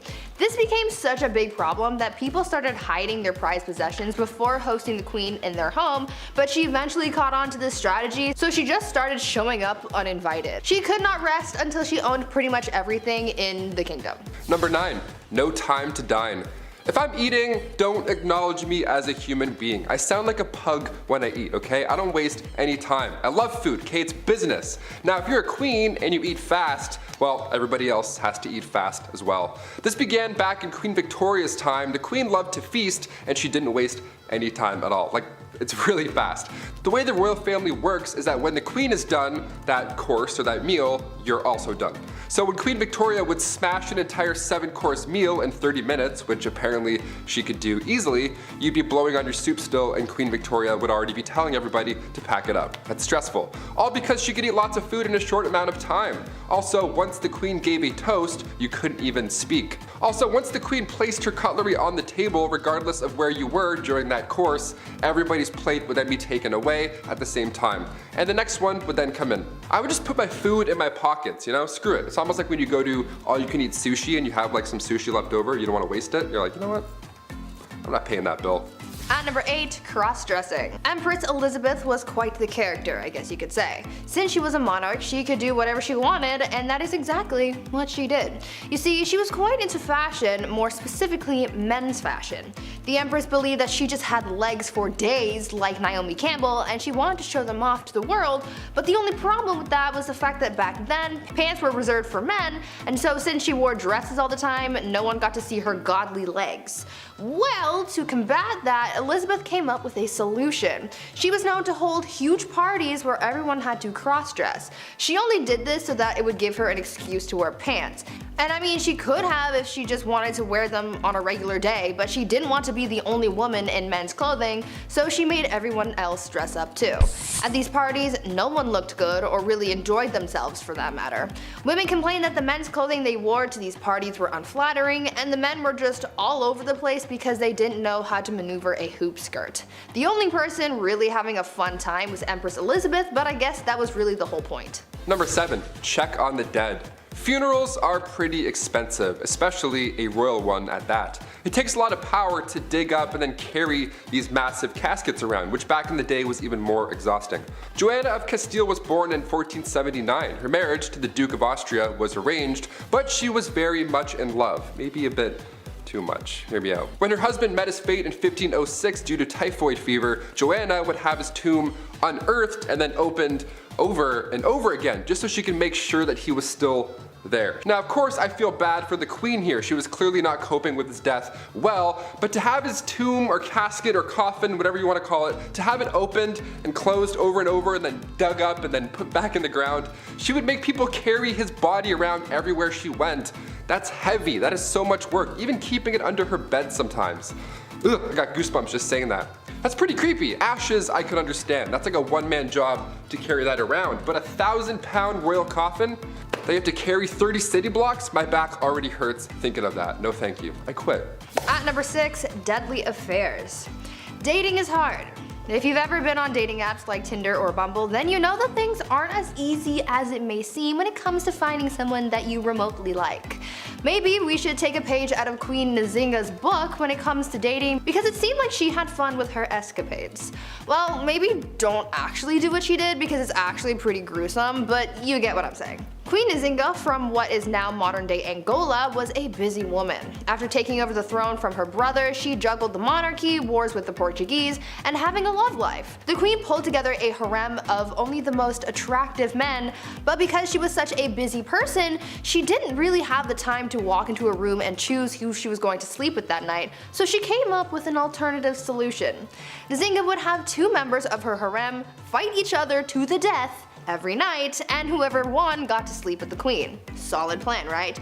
Well, the winner wasn't really all that lucky for too long, because she would have the winner executed the following day. But I'd have to say, I imagine there's not much worse than food tasting. Normally, you'd be able to think this wouldn't be so bad. Wrong, let me make it worse. So obviously, they're tasting it for poison and other tricky little substances that could take down a king. What if the soup was laced with arsenic? How easy is it to slip into the kitchen and lace the king's food with belladonna or hemlock? The food tester was always a servant, or sometimes even a slave, or a prisoner. And if you think about those status of those people, well, they were eating mush flour and bone broth and then calling it a day. Given the opportunity to be a food taster means the literal taste of luxury. The only effed part is the first bite of flavorful rice you're ever going to eat in your life, you're going to immediately die. Maybe. It'd be enough for you to put off eating any meal you didn't prepare yourself, and there'd be no way of knowing if the food was deadly until after you've eaten it. In 1594, there was a plot to poison Queen Elizabeth. Apparently the King of Spain, as the Spanish were enemies of England at the time. A group of Portuguese men had agreed to carry out the dirty work, including the Queen's own physician Rodrigo Lopez. Once the plot was uncovered, all men were executed. And it's not just our ancient royals that brought people on to do this task. Naturally, President Putin has a food taster as part of his security team. No hoovering, which is British for don't vacuum. In 2011, Royal Servants was uploaded to YouTube, a documentary that gave insight into what it's like working for the royal family, including accounts from former butlers, chefs, nannies, and footmen. To quote the narrator, the best servant is one that is neither seen nor heard. The royal family demand the most professional servants in the world, the kind of servants that would rather die than make a mistake. She continues on in this not pretentious at all breakdown, saying that behind the scenes, butlers lay out clothes, footmen carry early morning trays, and cleaners sweep carpets, lest royal ears are offended by vacuum cleaners? One rule cleaners must follow is that they have to sweep the floors instead of hoovering them, because the sound may be too loud, especially in the early morning. I don't know if you guys have seen these palaces, but they're about 110% red carpet, and it's not that cheap kind. This stuff probably holds on to dirt the way your homie holds on to their cheating ex. Not being permitted to use such modern inventions makes their job not even a little, but a lot more difficult. Immensely. They have to quite literally sweep the carpets, the most ineffective way to clean a carpet that's tacked into the ground. And they're already being held at a higher standard than really any other servant on earth. But don't forget, after you're done measuring the carrots, you feed the horses, and sweeping a carpet, you also have to kiss the linens. Whichever unfortunate servant was tasked with making Henry VIII's bed after he woke up in the morning was then required to kiss every part of the linen to prove he hadn't smeared poison on them. What? Don't get me wrong, Henry was like intensely and increasingly paranoid. You can go check my recent video, Top 10 King Henry VIII Facts You Never Knew, to learn more about his whole mess. But anyways, someone screws the pooch. Pretty sure it's Ambroise Parche, the 16th century French royal physician, who once wrote, "Now poisons do not only kill being taken into the body, but some being put or applied outwardly." And now this delusional hypochondriac finds out the poison can sink in through his skin, not just be ingested, and he insists on this gross ritual. In an era where sheets don't get washed, and he doesn't wash, and he's all sweaty and gouty, and banging tons of biddies in that bed. Imagine having to kiss those sheets every morning. That's the real poison. RIP, dude. Mint essence oil under the nose, and I'm just praying for you. When the standard of hygiene is so low, your only request is that X marks the spot. Eleanor Harmon, the author of The Royal Art of Poison, says royal palaces, some courtiers don't even bother to look for a chamber pot, but just dropped their britches and did their business. All of their business. All of it. All of it in the staircases, the hallways, or the fireplaces. In Versailles, women just pulled up their skirts to pee where they stood, and some men urinated off the balustrade in the middle of the royal chapel. The smelly truth is that Hampton Court, that of Henry VIII, was not well equipped to serve the bodily needs of hundreds upon hundreds of servants. During the king's boisterous banquets, busy servants regularly needed the call of nature, so they relieved themselves in hidden hallway corridors or on sizzling fireplaces that were cooking the food. I need a minute with that one. Anyways, the walls reeked of urine so badly that according to historian Lucy Worsley in her book If Walls Could Talk, the palace management would have had crosses chalked into the walls with the hope that people would be reluctant to desecrate a religious symbol. That's right. Well, servants were always encouraged to pee in vats, so their urine could be used to clean later. To keep servants and courtiers from urinating on the garden walls, Henry had large crosses painted in problem spots, I guess. But instead of deterring men from relieving themselves, what it did was literally give them a target. To fix the problem, Henry VIII then realized he had to make bathrooms, so he constructed a giant toilet block by the River Thames called the Great House of Easement. And of course, last but not least, fresh out the kitchen of Henry VIII is Dee's roasted chestnuts. King Henry VIII's kitchen at Hampton Court Palace was one of the largest kitchens in Europe, and obviously it would have had to be to service the banquets of grandeur I was just talking about. There were huge wood fireplaces producing an average of 800 to 1,000 meals in a day, courtesy of just a mere 200 cooks. Naturally, that amount of ovens and that amount of cooks in the kitchen, yeah, it's downright cozy. And the average of 1.3 million logs were burned, creating a hellish atmosphere, leaving the cooks drained and drenched in sweat. From roasting meats to boiling cauldrons, the kitchen of Henry VIII was no less than passing as the underworld. So, what happened in all this heat, dare say? Did they crack a window? Did they get some ice? Take a smoke break, maybe? Nah, the cooks just took off all their clothes to tolerate the temperature while it's cooking. Just to reiterate, all their clothes. All of them. But alas, the atrocities were never ending for these men, as King Henry VIII issued an order to stop being naked or in garments of such vileness as they do now, nor lie in the nights and days in the kitchen or the ground by the fireside. To combat the problem, clerks of the kitchen were instructed to purchase honest and wholesome garments for the staff. And guess what that was? There's a reason the apron covers the front.